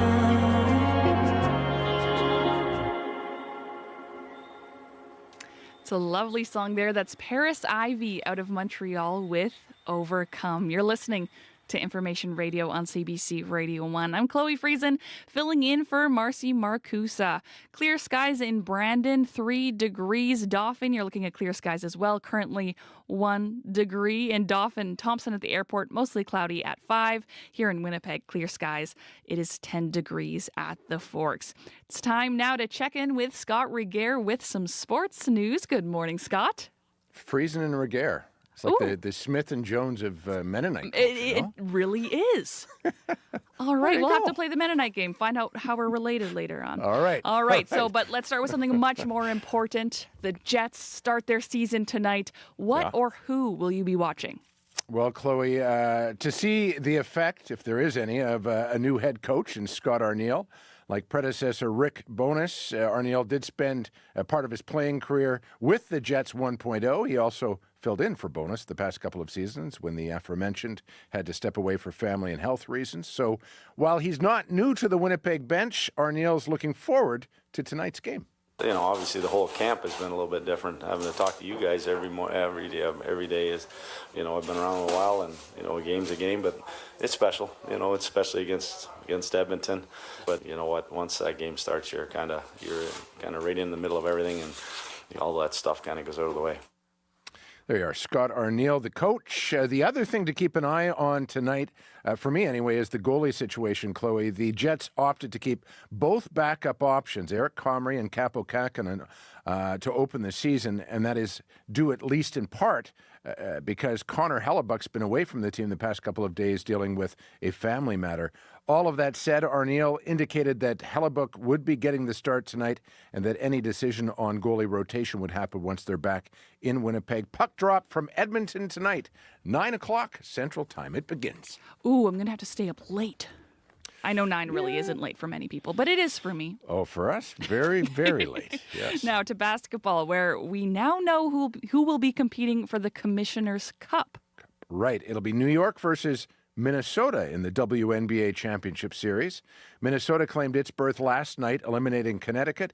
Nafisa Collier led all scorers, although her focus afterwards was not on herself. The best part about it, I think, is just how much fun we're having as a team. Achieving your goals always feels good, but when you're not clicking as a team, you don't like each other, it takes away from it a little bit. So the fact that we genuinely just like each other so much, it just makes it all the sweeter. We want to keep playing because we want to stay together. Every year looks different. This team will never be the exact same again. And so not only do we want to win a championship, but we don't want to leave each other yet. And that's a great feeling. Another member of this obviously very tight-knit Lynx team, Chloe, is Bridget Carleton, the Chatham, Ontario native, who has a chance to make some history in this next series. She can become just the second Canadian ever to win a WNBA title, the first being Tammy Sutton-Brown, who did so with Indiana way back in 2012. Carleton doesn't have much time to mull that history over, though. The WNBA championship starts tomorrow night. From New York. All right. Yeah. Now let's finish up with an award ceremony happening tonight that will honor, among others, Canada's top swimmer. Right. That would be Summer McIntosh, the Toronto phenom who claimed 3 golds and a silver medal at the recent Paris Olympics. That's part of the reason McIntosh is being feted this evening in New York for being named to the Time 100 Next list. Each year, the list celebrates a who's who of artists, activists, and athletes who, as the magazine puts it, are shaping the future and defining the next generation of leadership. At 18, McIntosh is the youngest person on this list, and she spoke to CBC about it. I was honestly in shock because I've known about Times 100 for a long time now, so to be a part of something like this is really, really cool. it also gives me an extra motivation and kind of a responsibility just to try and inspire as many younger kids as possible. That's always kind of been a goal of mine in this sport, is to leave something behind that someone else could be inspired to continue on. Overall, just to be on the list is really cool, but just to know that I inspire people is probably one of the best parts of all of this. The Prime Minister, Chloe, obviously recognizes McIntosh's ability to inspire. Each person on the list had high-profile people provide written submissions, and it was Justin Trudeau who acted on McIntosh's behalf. The swimmer calls Trudeau's support surreal, which might be how Summer feels at tonight's gala. There she'll get to meet one of her favorite singer-songwriters and another member of the Time 100 Next list, Sabrina Carpenter.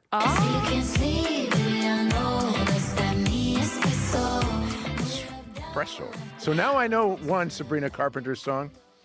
And I suspect you'll probably have to have some caffeine yourself if you're going to stay up and watch the Oilers and Jets I am tonight. shimmying my shoulders. Scott, how did you know I love Sabrina Carpenter? Just a hunch. It's that synergy, that Regehr-Friesen synergy. It you is. see. It must be. Scott, thank you so much. You bet. That was Scott Regehr with a look at sports. Thanks for tuning in to Information Radio. Coming up just after your CBC local news, a local organization is asking for your help to keep Winnipeggers who are struggling with addiction safe. That conversation is coming up next here on Information Radio, 89.3 FM, 990 AM, and everywhere on your CBC Listen app. Your CBC local news. This is CBC News. Good morning. I'm Heather Wells in Winnipeg. At 7:30, it's 10 degrees. Nice sunshine out there. And we are feeling autumn, feeling summer in autumn. We're 10 degrees warmer than seasonal. The normal high is 12 today. We're heading to 22 this afternoon. A Dauphin woman says a local school board's attempt to ban certain flags reflects a bigoted mindset.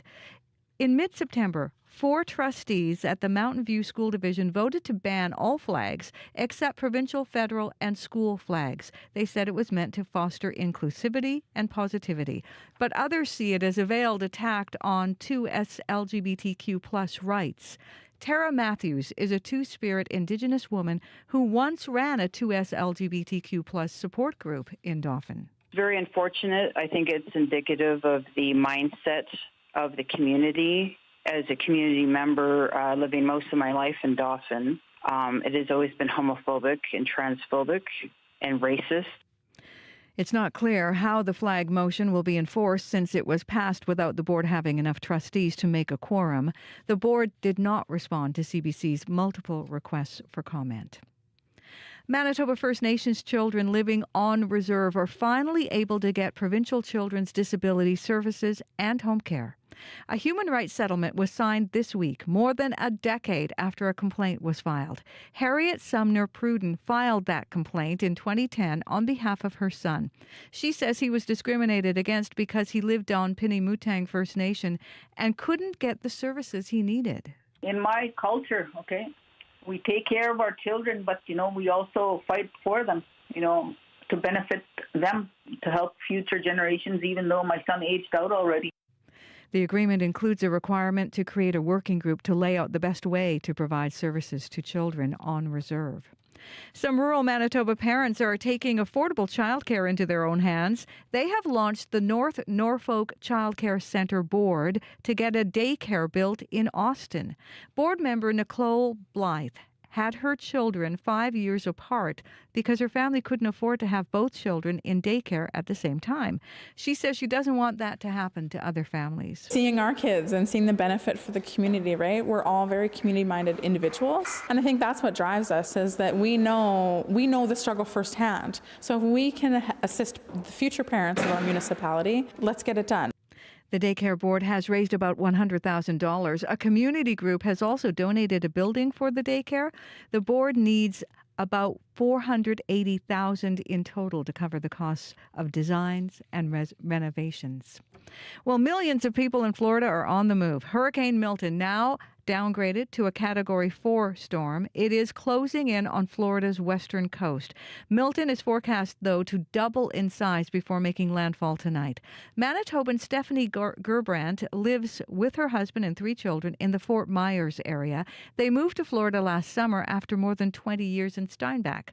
Their home is in an inland suburb protected from the storm surge. However, she's preparing for power outages and a lot of wind damage. People here are panicking. You could tell the stores, there's not a single propane tank, there's no flashlights, there's no, everything is sold out. Almost all gas stations, they're out of diesel because everybody wants their generators running. U.S. National Hurricane Center says Milton could be one of the most destructive hurricanes on record for west central Florida. You can hear more on this story in this next half hour right here on Information Radio. Multiple media outlets are reporting U.S. President Joe Biden will have a phone call today with Israeli President Benjamin Netanyahu. The two leaders will discuss Israel's potential response to last week's missile attack from Iran. News of the phone call was first reported by the American website Axios. You can hear the latest national and international news coming up on World Report at 8. More housing could be coming to areas around malls and commercial corridors in Winnipeg. The city is holding open houses on proposed zoning changes to allow construction without the need for a public hearing. Planning Director Hazel Boris says the plan aims to address the need for affordable homes and allow housing construction close to businesses and services. Developers will still have the option of going through a hearing under the existing bylaws. We want to be very cognizant of never removing someone's rights throughout this process. So that's why the existing underlying zoning is also still available to people, as well as this more complete community option as well. Open houses will be between 4:30 this afternoon and 7 this evening at Canadians Polo Park and again tomorrow at Canadians Fort Garry. A public hearing is expected next month. You can find more news updated throughout the day at cbc.ca/Manitoba. Thank you very much, Heather. You're welcome. That's CBC's Heather Wells. I'm Chloe Friesen, filling in for Marcy Marcusa this morning on Information Radio. Thank you so much for tuning in this morning. And hello to our team. Abby Adiemi is our show technician, also here to provide us with a look ahead into our weather forecast. Yes, it's going to be a beautiful day with lots of sunshine in the forecast from the north all the way down to the south. In Winnipeg, we are at 10. The sun already making its appearance. Light breezy conditions we will see, and then we warm up to 22.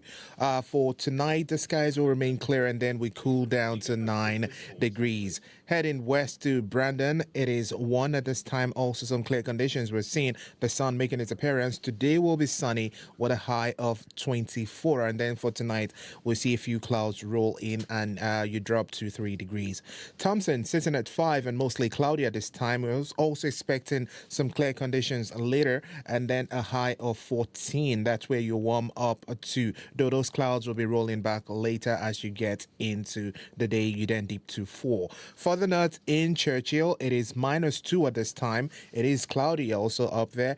Today you should see a mix of sun and clouds once these cloudy conditions clear off and by the afternoon period. Then becoming breezy later, you warm up to 5 degrees. Duffing, clear at 1. Today you're heading to a high of 23, though it's going to be sunny for you also there. Gimli 10, partly cloudy at this time, and you see some sunshine in a few minutes. Today's forecast calls for mainly sunny conditions, a high of 20. Steinbach 10, plenty of sunshine in the forecast. Winds will be light, and then you warm up to 22. And for Morris at 10 degrees at this time. Also a sunny condition on the way. For the Pembina Valley region, you should be seeing sunny conditions with light breezy conditions to go with that, and you warm up to a high of 22. It is going to be a beautiful day filled with plenty of sunshine, whether it's during the day or later in the afternoon. The sun will definitely make its appearance somewhere in the province, and we're going to see temperatures right now in Winnipeg at 10, and then we do warm up to 22 degrees later. The sun is definitely somewhere. Yeah, it is somewhere. It's somewhere. We'll find it. It's gonna get to everybody. Thanks, Abby. Thank you. That's Abby Adiemi. And hello and thank you to Kevin Nipatebo running our YouTube live stream. And May McKillop is our show director this morning. Also keeping an eye on the commute. What are we seeing out there, May? Not seeing too much. It's been a pretty quiet morning on the commuter line. We haven't received any calls, but I've found a couple of things that I can share about. Eastbound Corridor between Wilton and Guelph, the curb lane is closed for roadwork.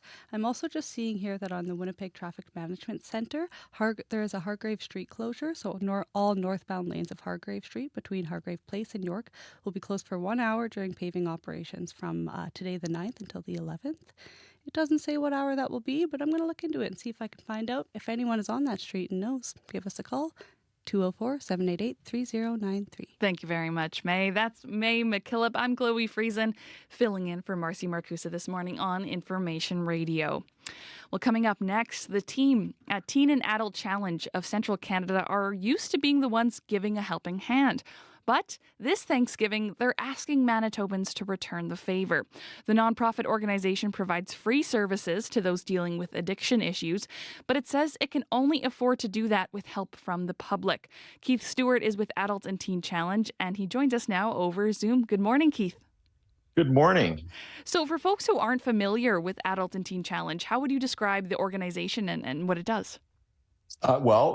We are a not-for-profit organization that provides a full range of addiction programs and recovery programs. We do all of that funded through numerous activities. Many of you will be familiar with our vehicle donation program. We also operate 5 thrift stores across the region, super thrifts. And that forms about half of our income for the year to provide these programs. But we also run numerous events throughout the year and also rely on regular personal donations. So right now we're reaching out to appeal to Manitobans to help us continue to deliver these life-saving programs. What have you been noticing in terms of donations recently?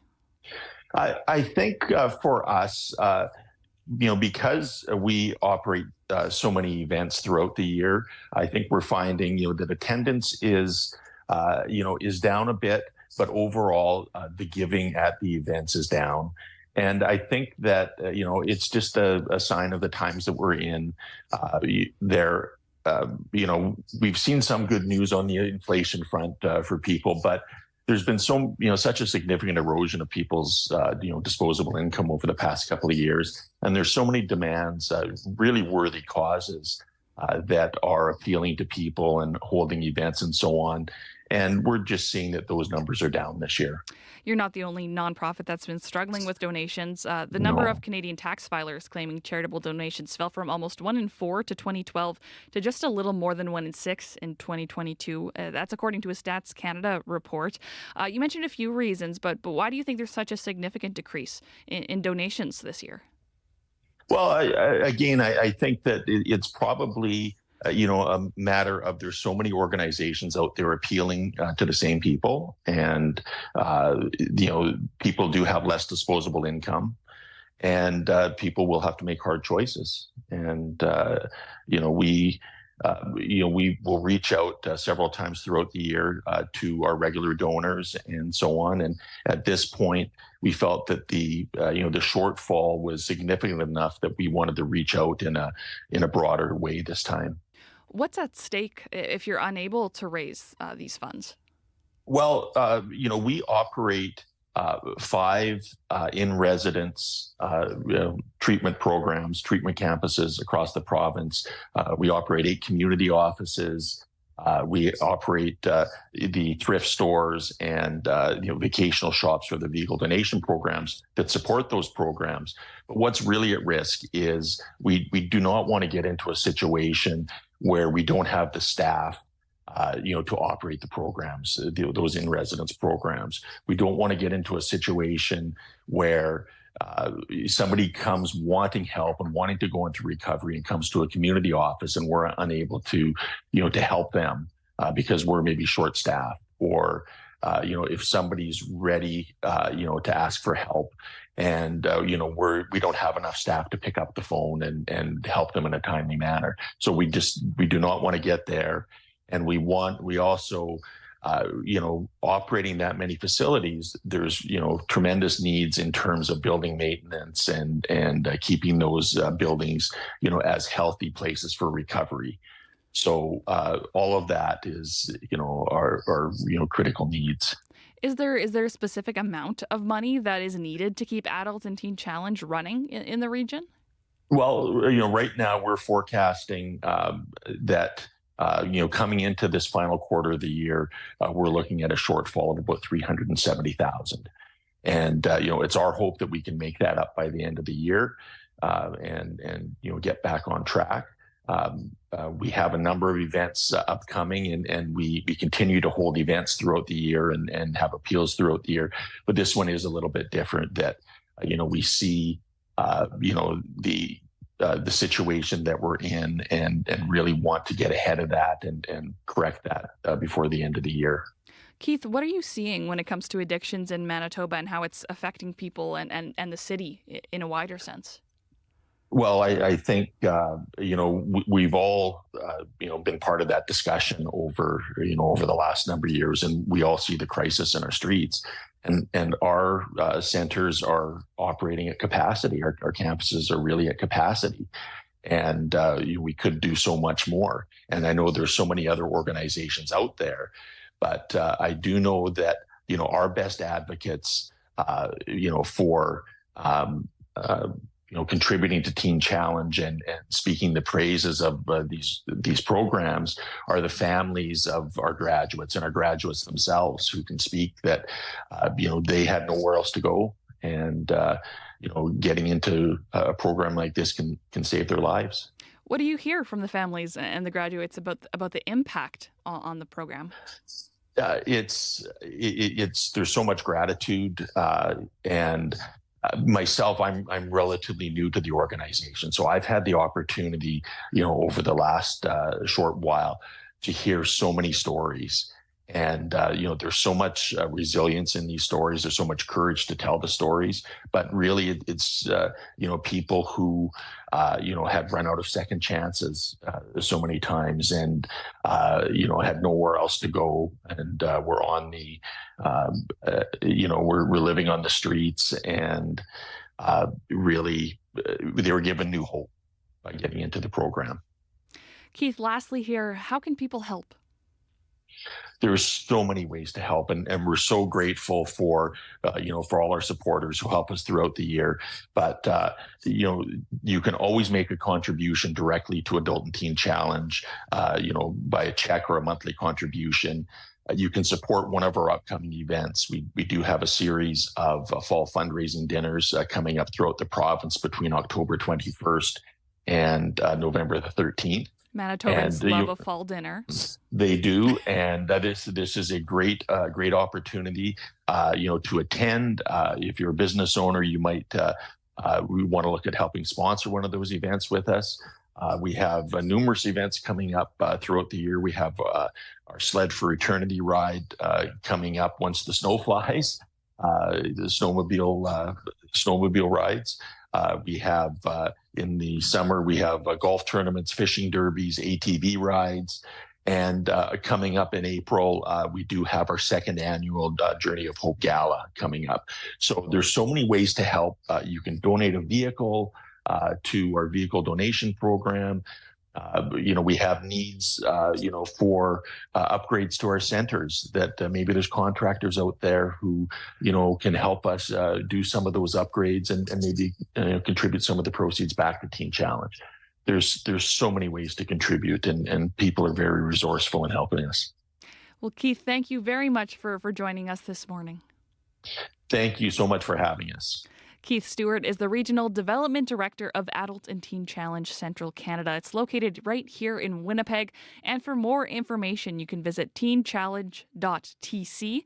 For more information on how you can help, that's teenchallenge.tc. CBC News brings you all the local, national, and international news you need to make sense of your world. I've ripped up the supply and confidence agreement. Now's your chance to enjoy a free preview of Canada's source for breaking and live news. The air raid sirens went off. Find out why more Canadians choose CBC News Network over any other Canadian news channel. The CBC News Network free preview, on now. It is 7:48. You're listening to Information Radio on CBC Radio 1. Coming up shortly, a former Winnipegger who now lives in Florida is preparing for the arrival of Hurricane Milton. We will check in with him and find out how his family and community are getting ready for the massive storm that is coming up. But first, when you visit the doctor, you are likely shown into a room with an exam table, and on that table, a fresh sheet of paper. It's there to protect you from any possible germs or viruses from other patients, but is it doing the job? Mary Jane Hampton is a healthcare columnist and consultant. She spoke with CBC Radio about a new study on the effectiveness of that protective paper sheet. First, it looked at the evidence supporting the use of exam bed paper in terms of infection control. But it also considered the product in terms of its environmental impact, which is an increasingly important lens to apply in the delivery of healthcare. What they found is that the paper doesn't make a speck of difference when it comes to infection control. The researchers recruited patients undergoing physical exams that required them to get up onto the exam table, lie down, and get off again. They wanted to see where the patient's hands and skin made contact with the surface of the beds. Before they got up, they sprayed the patient's hands, and then they applied a black light to see where the hands had touched. Almost all of the hand contact, which would be the prime source of contamination, was made on the surface of the exam table, not covered by the paper. In fact, there was very little hand contact with the paper at all. People generally work to avoid it. And best practice guidelines are very clear that infection control involves wiping down the entire surface with low-level disinfectants between every patient, and that the paper is essentially useless. Worse than just being useless, the paper may cause a false sense of cleanliness because it gives the impression of a sterile environment. It actually makes proper cleaning more difficult because you need to get that paper out of the way to wipe the surface clean, and sometimes it's just easier to take a shortcut and roll up a fresh piece of paper instead. The study also looked at the exam table paper's environmental impact, which is significant. Obviously, the paper requires harvesting of trees. It requires processing and packaging and distribution. It's a single-use product that's almost always disposed of in the garbage that goes to a landfill because medical products are notorious for not being recycled. What they found is that a typical doctor's office that uses roughly 3 rolls of exam table paper a week would yield an annual carbon cost that would take nearly 9 mature trees to be planted each year to offset. Mary Jane Hampton is a consultant and healthcare columnist. The time is 7:51. You're listening to Information Radio. I'm Chloe Friesen. People in Florida are bracing for another monster hurricane, the second in as many weeks. Hurricane Helene hit the state just 2 weeks ago, and now Hurricane Milton is expected to hit Florida's coast sometime tonight. The now Category 4 storm is expected to wreak havoc near the Tampa Bay metropolitan area. But the growing size of the storm means damaging winds and heavy rainfall could extend to areas outside its direct path. More than 1 million people have been warned and told to evacuate before the hurricane hits Florida. Robert Reese grew up in Winnipeg. He and his wife now live in Naples, Florida. And while their area isn't in Milton's direct path, they're still concerned and preparing for anything. Good morning, Robert. Thank you for joining us. Good morning. How are you today? I am doing well. I'll ask you the same question. How are you? What's the situation right now? Well, we're tired. We've been preparing for the last 3 days, sandbagging our house and some other houses that we rent out, as well as boarding up some that are in the high flood area zones. So it's been a lot of work just preparing, but it looks like Naples is pretty prepared right now.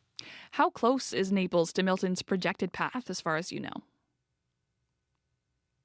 Well, Naples is 2.5 hours south of Tampa, and it looks like Milton's path is going to be going into Sarasota, which is about an hour and a half away by car. The problem is that the southern side of the storm, because the hurricanes go counterclockwise, it brings in all the water. So we're worried right now. We're projecting up to a 9-foot storm surge.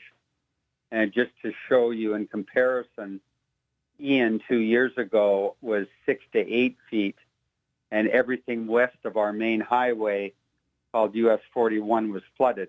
In fact, Old Naples, where all the shops and restaurants are, was that whole road there was like a raging river of 6 to 8 feet during Ian. So that whole area has been completely boarded up and sandbagged. And then you go a little bit south of there to Aquilane Shores and Port Royal, that has some of the most expensive homes in all of the United States. During Ian, all of the garages got flooded and people lost all their cars. There's a substantial number of cars and and luxury cars that were lost there. And they're expecting it even worse now. So, it's even though we're not in the direct path, it's going to be ugly. Now, millions of people in Florida have been warned, more than 1 million people, I should say, have been warned and told to evacuate in Florida. Has there been any talk of your community having to evacuate? Yeah, we got mandatory evacuation in zones A, B, and C for Naples. We're actually in zone A. However, our community is, the houses are a little newer and they sit a little higher. And most of the people in our community that have come back, after the summer are actually staying here. So, we've done the sandbags and we're all in communication with each other.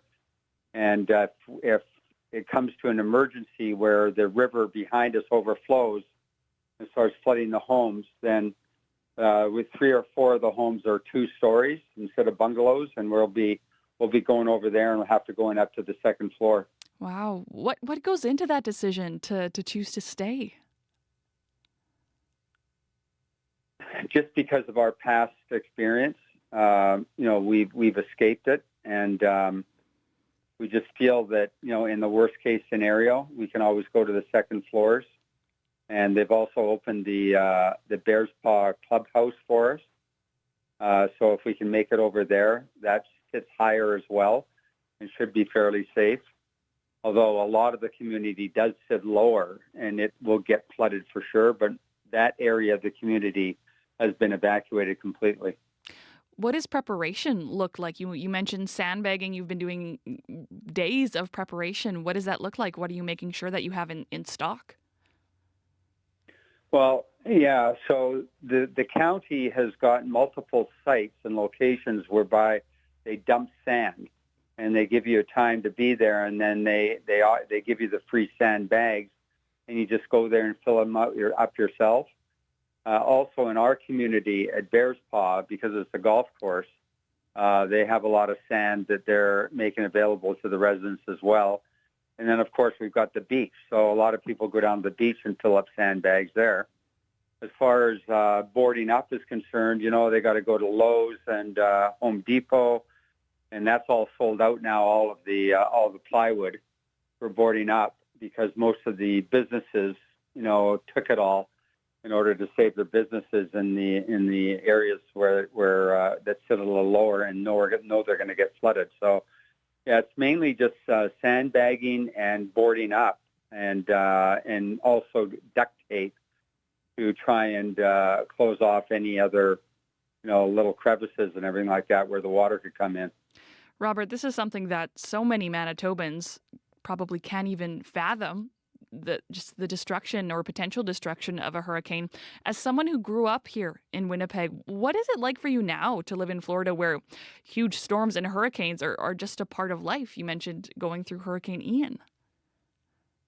Yeah, well, you get used to it after a while. I mean, just like when I lived in Winnipeg before Duff Robin built his ditch, the floodway, I would help friends over in Kingston Row because the Red River would always go up and we'd be sandbagging for a couple of days there, protecting homes. So, I'm a little used to it from my childhood. But at the same time, I mean, it's a really, really scary situation because you don't know for sure what to expect. So we try and expect the worst and prepare for that. What do you think Manitobans or just anyone watching the coverage in Florida and watching the news, what do you think folks should be keeping in mind and thinking about as we watch this from far away? Well, I don't know if you know this, but there's a lot of Winnipeggers in Naples, Florida, because Shelter Corporation built Bears Paw. And my dad was one of the first ones to buy condos here. And so we have a huge population of Winnipeggers down here, even right now, and coming in the wintertime. But I think that what you see on the news, I think in a lot of cases, I mean, I think it's truthful, but they also like to paint the worst case scenario at times, just for ratings. But at the same time, we're not taking it lightly. And, people who have, friends or relatives down here in Florida, they should be in contact with them for sure. Thank you, Robert. Sorry, we're just out of time here. Thank you so much for joining us. Stay safe, and hopefully we'll hear an update from you soon. Okay, great. Thank you. Rob Reese is a former Winnipegger living in Naples, Florida. More on Information Radio coming up. On Cue with Tom Power. Jason Reitman's new film, Saturday Night, captures the panicked energy of the first episode of Saturday Night Live. Jason will tell you how his own experience writing on the show was one of the greatest weeks of his life and how it eventually led to him making this film. That's coming up on Cue, followed by Commotion with Elamine Abdel Mahmoud on CBC Radio 1, the CBC Listen app, and everywhere you get your podcasts. It's The Current with Matt Galloway. In 2005, U.S. Marines killed 24 unarmed Iraqi men, women, and children in the town of Haditha. Journalist Madeleine Barron's new podcast looks at why no one was ever held accountable. Madeleine Barron coming up on The Current. This is World Report. Good morning. I'm Marcia Young. Time is running out for residents of southern Florida. Hurricane Milton is a Category 4 storm making landfall tonight. Millions of people have had to leave their homes for safety. Those who stayed behind are being told to get out before it's too late. A local emergency currently exists. Quickly secure your home or business and safely evacuate the area. That was on the streets of Tampa with the warning coming from police cars. The city is expecting a direct hit, and most people say they're taking it very seriously. This is a different time than any other hurricane I've been through here. I don't live too far from here, but my house is quite old and there's a lot of trees. Since it's just the two of us, I just felt safer being at a community shelter. Can't take no chances at all. Milton is expected to double in size before making landfall tonight. The Weather Network meteorologist Chris Murphy has been tracking the storm. He says it has already grown significantly. This storm has grown in size. Yesterday, around this time, the tropical storm force winds from the center extended about 130 kilometers out. Well, now it's about 220 kilometers out, so meaning that this storm it hasn't quite doubled in size, but it has gotten larger. Parts of Florida's western coast are already getting heavy rain and strong winds. Milton is being politicized on the campaign trail and elsewhere, fresh off the heels of Hurricane Helene and criticism of inadequate federal response to that storm.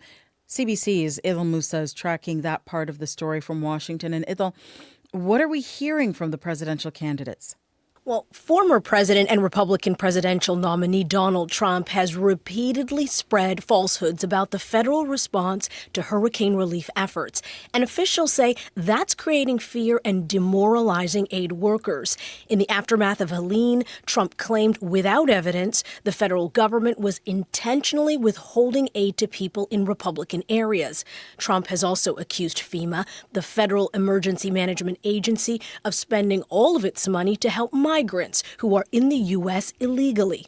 Many on the right, including Trump ally and billionaire Elon Musk, have been amplifying those claims on social media. Meanwhile, Vice President and Democratic presidential candidate Kamala Harris is urging citizens to listen to local officials in preparation for Hurricane Milton and to get out now if they can.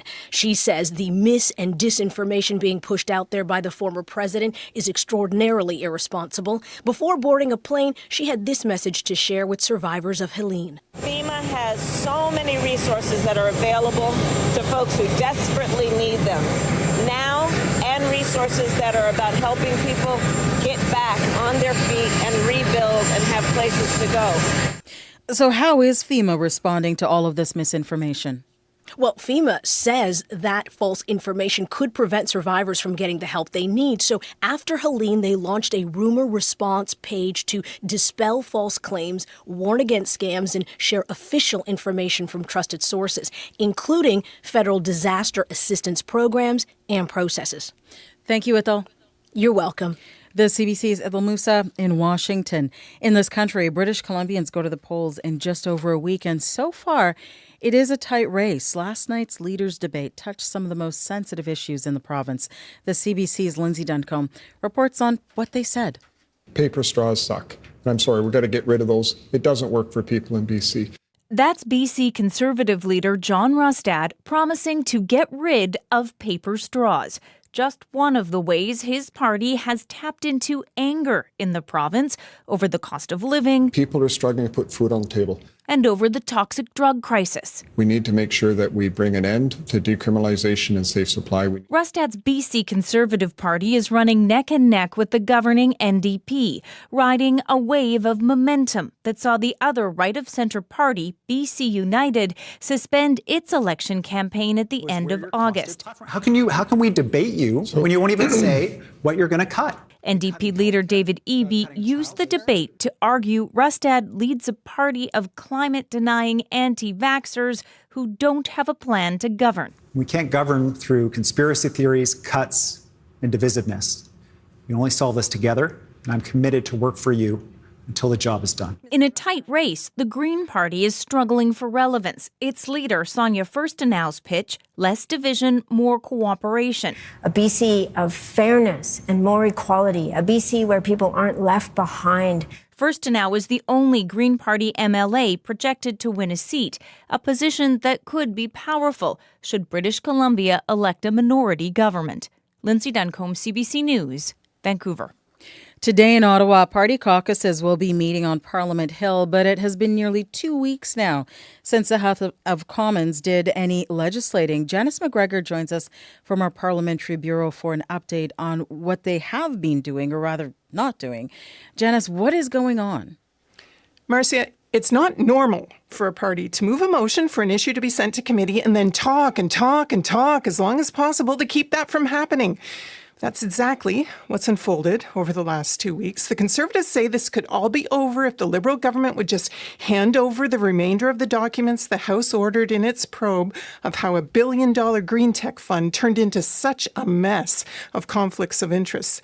But on Power and Politics last night, former Deputy RCMP Commissioner Pierre-Yves Bourdois said politicians shouldn't be the ones pursuing documents for criminal prosecutions. It is a very dangerous situation. The perception that the RCMP tried to circumvent proper procedures could jeopardize any future cases before the court. The Ethics Commissioner, the Auditor General, both investigated this, issued damning reports. Those responsible for these contracts are now gone. The foundation's been dissolved, and the Liberals say it's time for the House to move on to other bills, but the opposition won't, as Minister Terry Beach put it yesterday. We have a leader of the opposition who is trying to convince Canadians that Canada is broken while simultaneously trying to do things to break it. So, will the Liberals be forced to prorogue this Parliament to get out of this mess? Deputy Prime Minister Chrystia Freeland answered that question yesterday with one word: no. The Prime Minister is traveling today. We know he will not be in question period. The big question is, will Conservative leader Pierre Poilievre be there. The extraordinary suspension of the leader of the opposition yesterday for accusing the foreign affairs minister of, quote, pandering to Hamas supporters was only for a day. But Liberal Yvonne Baker hasn't been allowed to speak for months after he said the Conservatives have been taken over by a, quote, Putin wing. I think it's emblematic of a broader double standard that's happening in the House with Pierre Poilievre. MPs on both benches now fed up with the Speaker as question period tests the limits of how far they can go attacking each other. All right, thank you, Janice. You're welcome. The CBC's Janice McGregor in Ottawa. And finally, women in Ontario in their 40s can now book a mammogram without a doctor's referral. But despite this change, advocates say there are still barriers to breast cancer screening. As Nicole Williams reports, in some cases, it is costing women their lives. I found a lump in my left breast just in the shower. So then I checked my right breast and I actually found another lump. 3 years ago, Carolyn Holland was diagnosed with an advanced form of breast cancer. It required 2 types of chemotherapy, radiation, and a double mastectomy before being declared cancer-free. Holland was just 43 at the time and never had a mammogram. Had I been made aware that it was a possibility that I was at risk for breast cancer in my 40s, I would have made that choice. I would have gone for screening. As of this week, women in their 40s in Ontario can get a mammogram without a doctor's referral, but advocate Jenny Dale says there are still problems.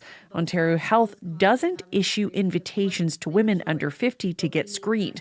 Many are also still going to their doctors, who tend to follow national guidelines, which recommends against regular screening for patients in their 40s. In many provinces that have had self-referral for decades, women are still being discouraged, even though they can book themselves. The national guidelines warn of the risks of overdiagnoses, harmless cancers that are subject to painful and unnecessary treatments. But Toronto-based cancer researcher Dr. Martin Yaffe says those warnings are misguided. No woman is treated for cancer unless the pathologist sees it under the microscope. Holland and Dale will testify before a House of Commons committee later today in the hopes of convincing legislators to make the changes they say will save lives. Nicole Williams, CBC News, Toronto.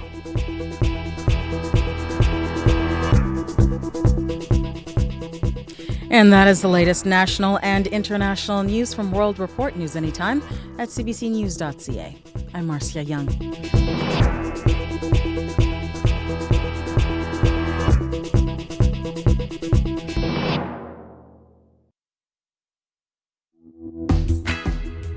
Good morning, Manitoba. I'm Chloe Friesen, filling in this morning for Marcy Marcusa. You're listening to Information Radio on CBC Radio 1. 89.3 FM, 990 AM on YouTube, on our live stream, or anywhere on your CBC Listen app. Thanks for tuning in.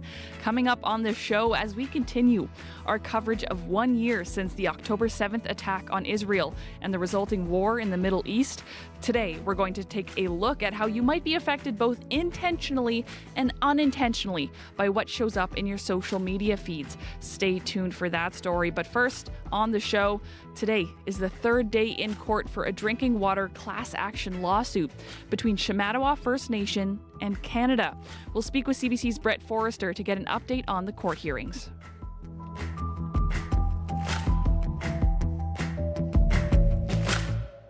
But first, it's time for news headlines with Heather Wells. Good morning.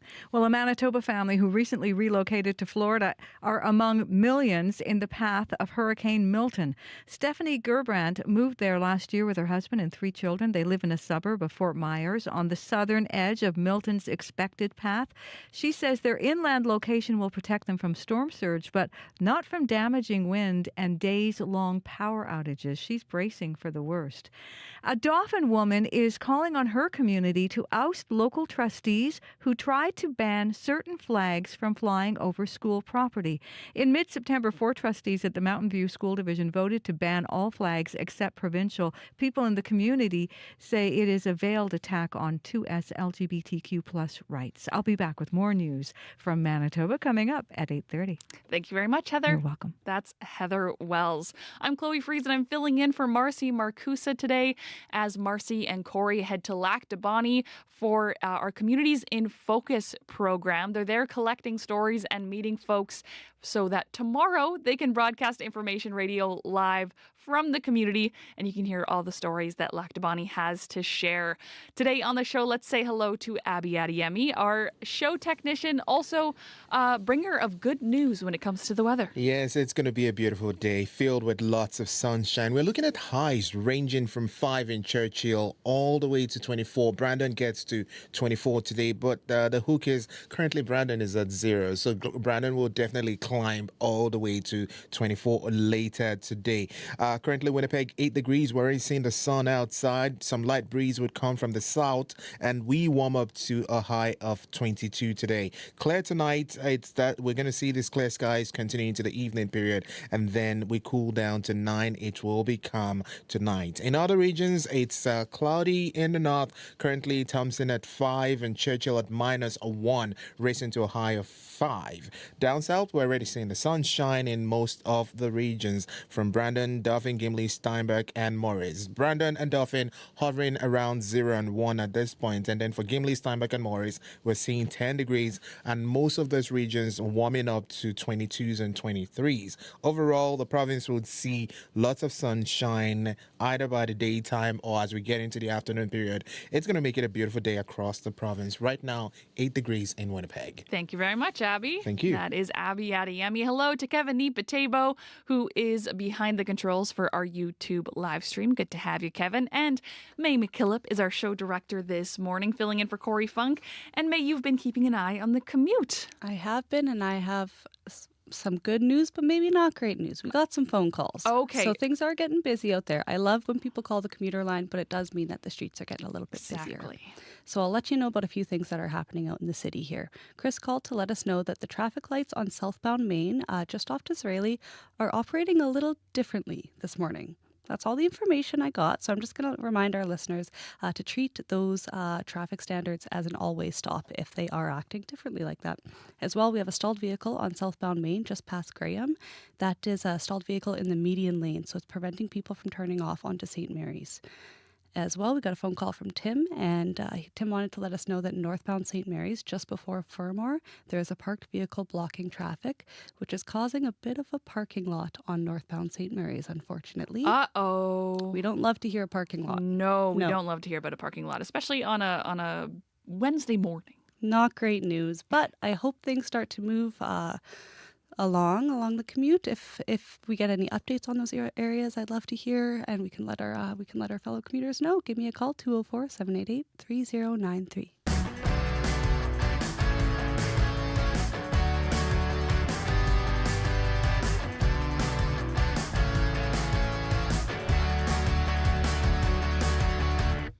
8:15 a.m. You're listening to Information Radio on CBC Radio 1.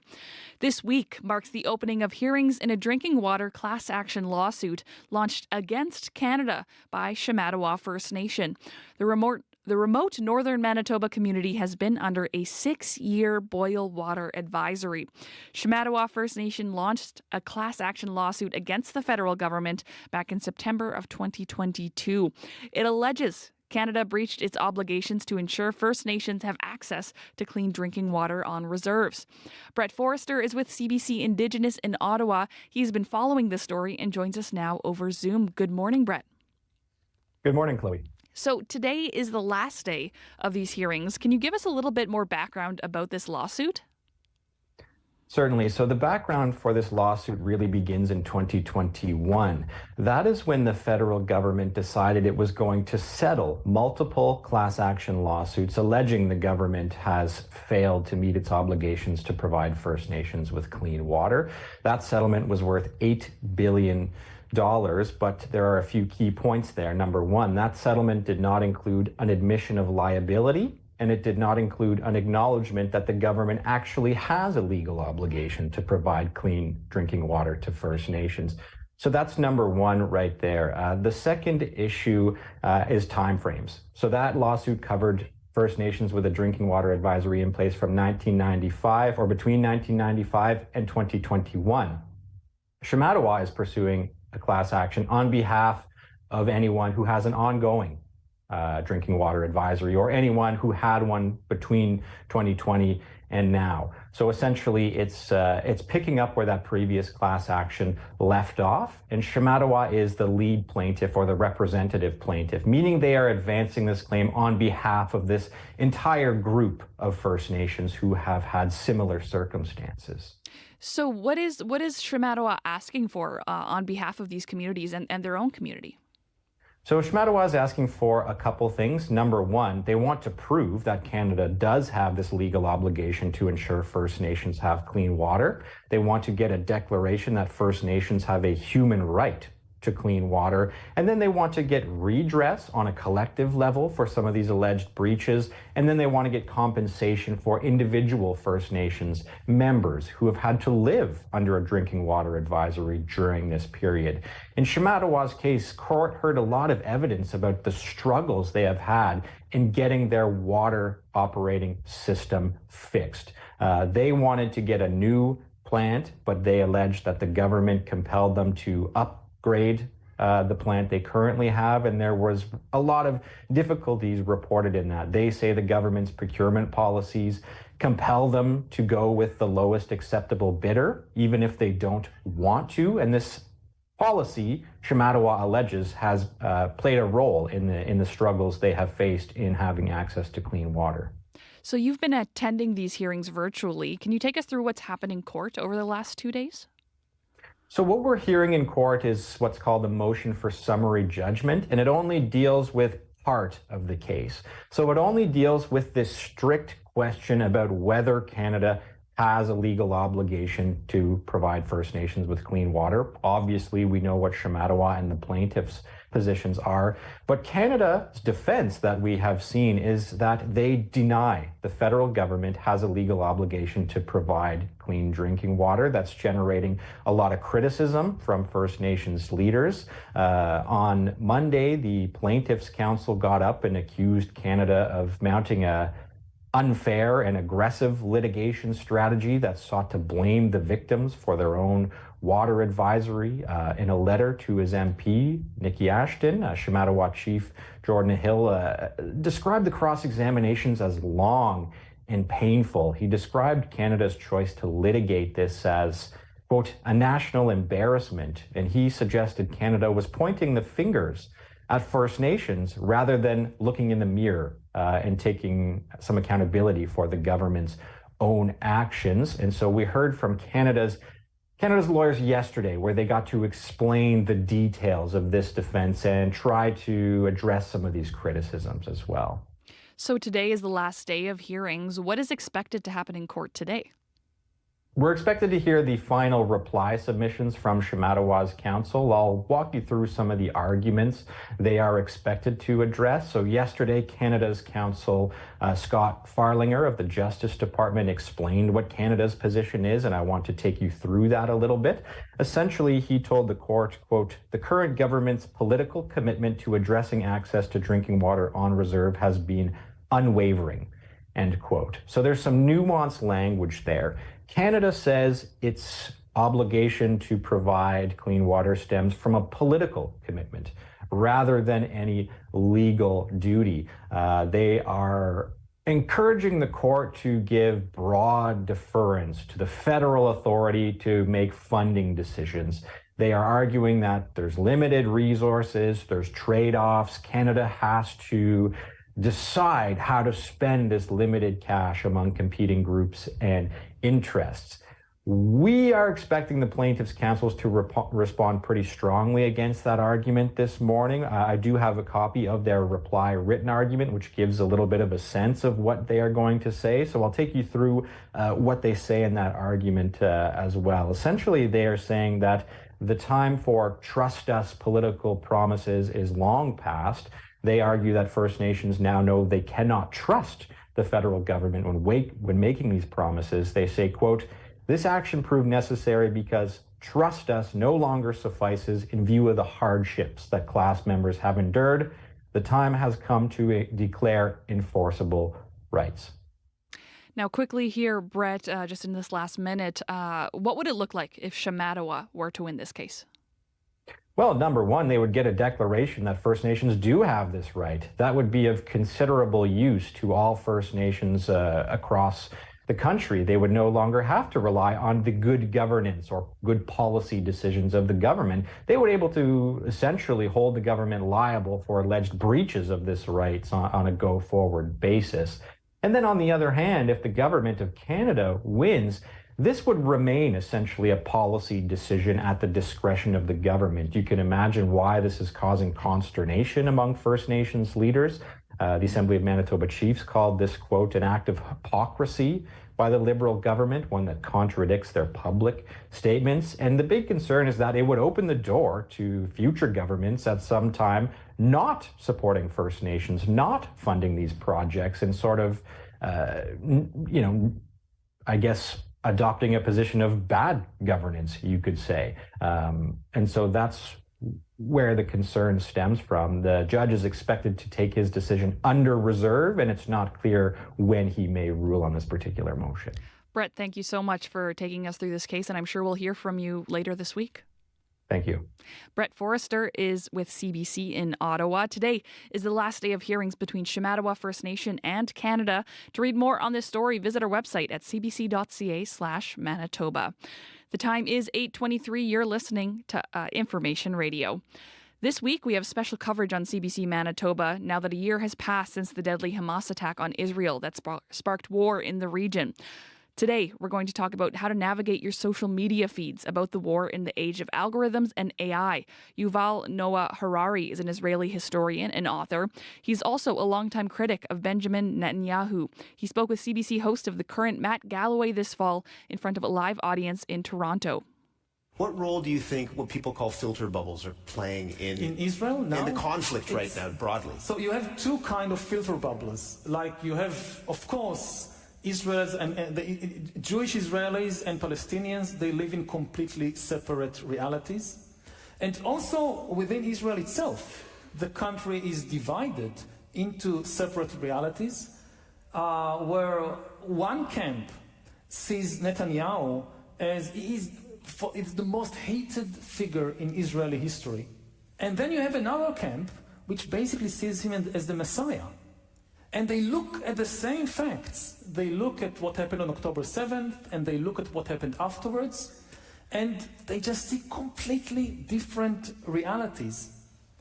And going back to information, you know, when the internet just started, the main metaphor was the web, the World Wide Web, like this web of information which will connect everybody. And everybody now all over the world will know the same facts and the same truth, and tyrants will disappear and democracy will flourish.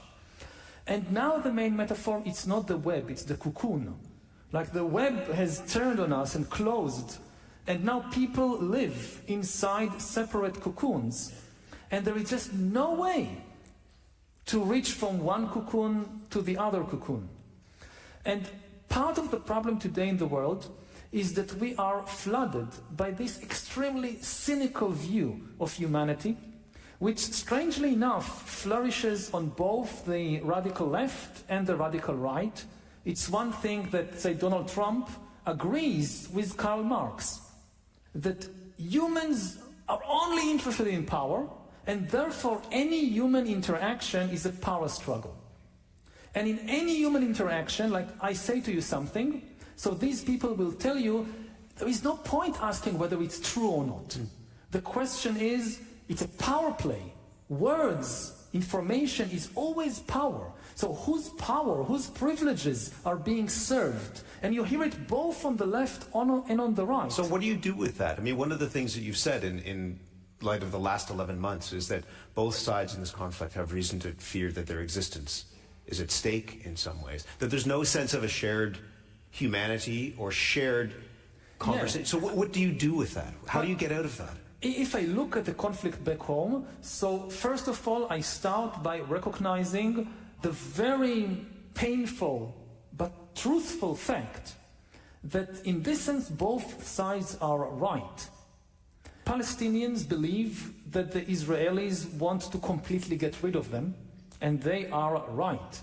And the Israelis believe that the Palestinians want to completely get rid of us, and we are also right, they really do. It's hard in a way to keep both thoughts at the same time, but this is the reality. The deep source of the conflict is that both sides are terrified for their existence, and they are correct to be terrified. And the place to start making a change, it's very difficult to change the mind of somebody else, especially in a different cocoon. But we still have some ability to change our own minds. And the place I would start is to simply recognize that the other side exists and it has a right to exist. That war, and this is true of war throughout history, war starts in the mind when you say these people, they shouldn't exist. These people. These people shouldn't exist.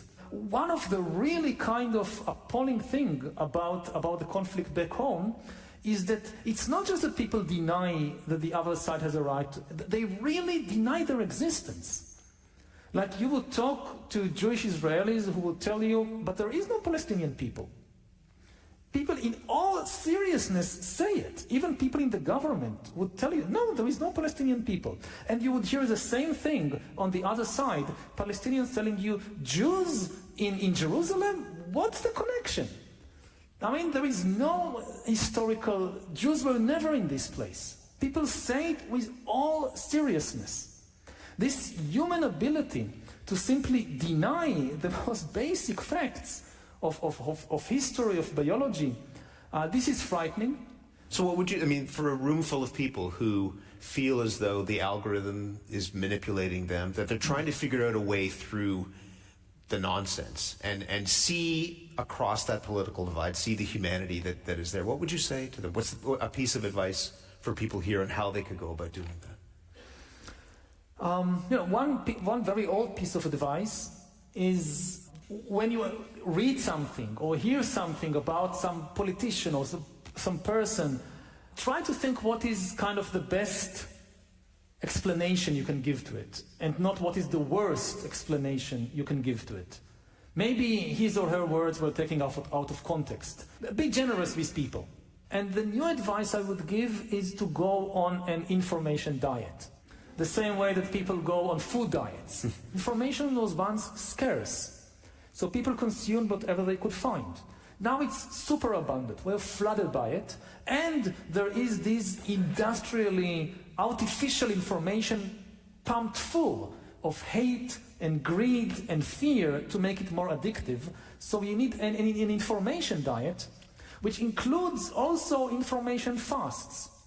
Take time to just digest. Don't put anything more in, just digest.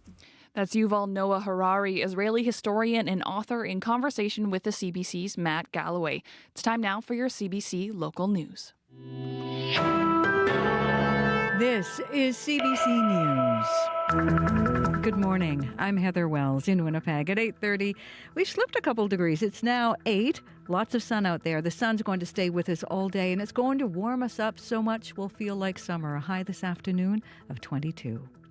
For the Gulf Coast of Florida, it has the potential to be the most devastating hurricane on record. A Manitoba family who recently relocated to Florida is among the millions in the path of Hurricane Milton. Stephanie Gerbrandt moved there last year with her husband and 3 children. They live in a suburb of Fort Myers on the southern edge of Milton's expected path. Gerbrandt says their inland location will protect them from storm surge, but not from damaging winds and days-long power outages. She says people in the area expect the worst. You don't want to worry too much, but when everything basically closes, okay, this is going to be a bad one, because basically all medical clinics, chiropractors, the gyms, the stores, everything closed today at noon and is closed till Thursday evening for sure. Basically everything is closing because it's sure something is coming, right? It is currently listed as a Category 4 storm with sustained winds of 250 kilometers an hour. Along with the wind, it's expected to deliver potentially deadly surge of up to 5 meters. And on its current path, it is possible Milton will continue right across the state of Florida and out to the Atlantic. A Dauphin woman is calling on her community to oust local trustees who tried to ban certain flags from flying over school property. In mid-September, 4 trustees at the Mountain View School Division voted to ban all flags except provincial, federal, and school flags. They said it was meant to foster inclusivity and positivity. But others say it is a veiled attack on 2S LGBTQ+ rights. Tara Matthews is a Two-Spirit Indigenous woman who once ran a 2S LGBTQ+ support group in Dauphin. She looks forward to seeing how people in the community react to the flag ban. It's not just up to the queer community to do all the work either. We need our allies to actually assist in removing individuals that are standing in the way and creating more barriers. The Mountain View School Board did not respond to CBC's multiple requests for comment. Manitoba First Nations children living on reserve are finally able to get a provincial children's disability services and home care. A human rights settlement was signed this week, more than a decade after the complaint was filed. Harriet Sumner Pruden filed that complaint in 2010 on behalf of her son. She says he was discriminated against because he lived on Pinemutang First Nation and couldn't access the services he needed. In my culture, we take care of our children, but, we also fight for them, to benefit them, to help future generations, even though my son aged out already. The agreement includes a requirement to create a working group to lay out the best way to provide services to children on reserve. Some rural Manitoba parents are taking affordable childcare into their own hands. They have launched the North Norfolk Childcare Centre Board to get a daycare built in Austin. Board member Nicole Blythe had her kids 5 years apart because her family couldn't afford to have both children in daycare at the same time. She says she doesn't want that to happen to other families. Seeing our kids and seeing the benefit for the community, right? We're all very community-minded individuals. And I think that's what drives us, is that we know the struggle firsthand. So if we can assist the future parents of our municipality, let's get it done. The daycare board has raised about $100,000. A community group has also donated buildings for the daycare. The board needs about $480,000 to cover the costs of design and renovations. Well, new rules are coming to speed up housing construction around Winnipeg shopping malls and commercial corridors. Developers will be allowed to build without needing a public hearing.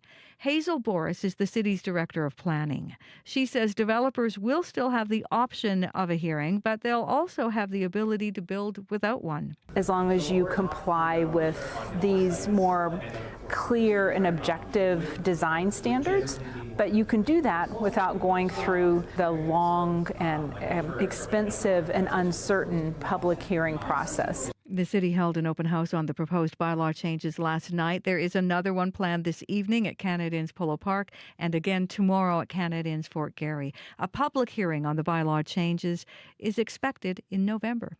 You can find more news updated throughout the day. All you have to do is head to cbc.ca/Manitoba. Thank you, Heather. You're welcome. Lovely spending the morning with Heather Wells and the rest of the team here on Information Radio. Abby Adiemi is back for a quick look at your forecast. Beautiful day across the province with sunny conditions, clear skies and pleasant temperatures. We're going to see highs ranging from 14 in the north to 24 down south, with most areas experiencing sunny conditions and light breeze. Right now, Winnipeg, 8 degrees and we're heading to a high of 22. Thank you very much, Abby. Thank you. It's Abby Adiemi, and a voice you've been missing this morning, Corey Funk, joins me now in the studio. Yes. Corey, sorry to interrupt. Yes. You're doing something very exciting today and tomorrow. Yes, the reason I've been off air is because I'm actually just packing up to head out to Lac du Bonnie. So we're going out there today. We're going to do a bunch of tapings around town. And then tomorrow morning, I'll be at Drifters Inn. Drifters Inn? Yes, where we'll be sharing stories live from Drifters Inn. It's going to be awesome. Oh, very exciting. Yeah, it's beautiful out there.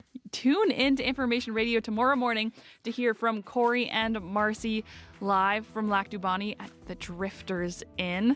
Still to come, on the current, Hurricane Milton is expected to do unprecedented damage to Tampa and the surrounding communities along Florida's southwest coast just weeks after Hurricane Helene walloped the area 2 weeks ago.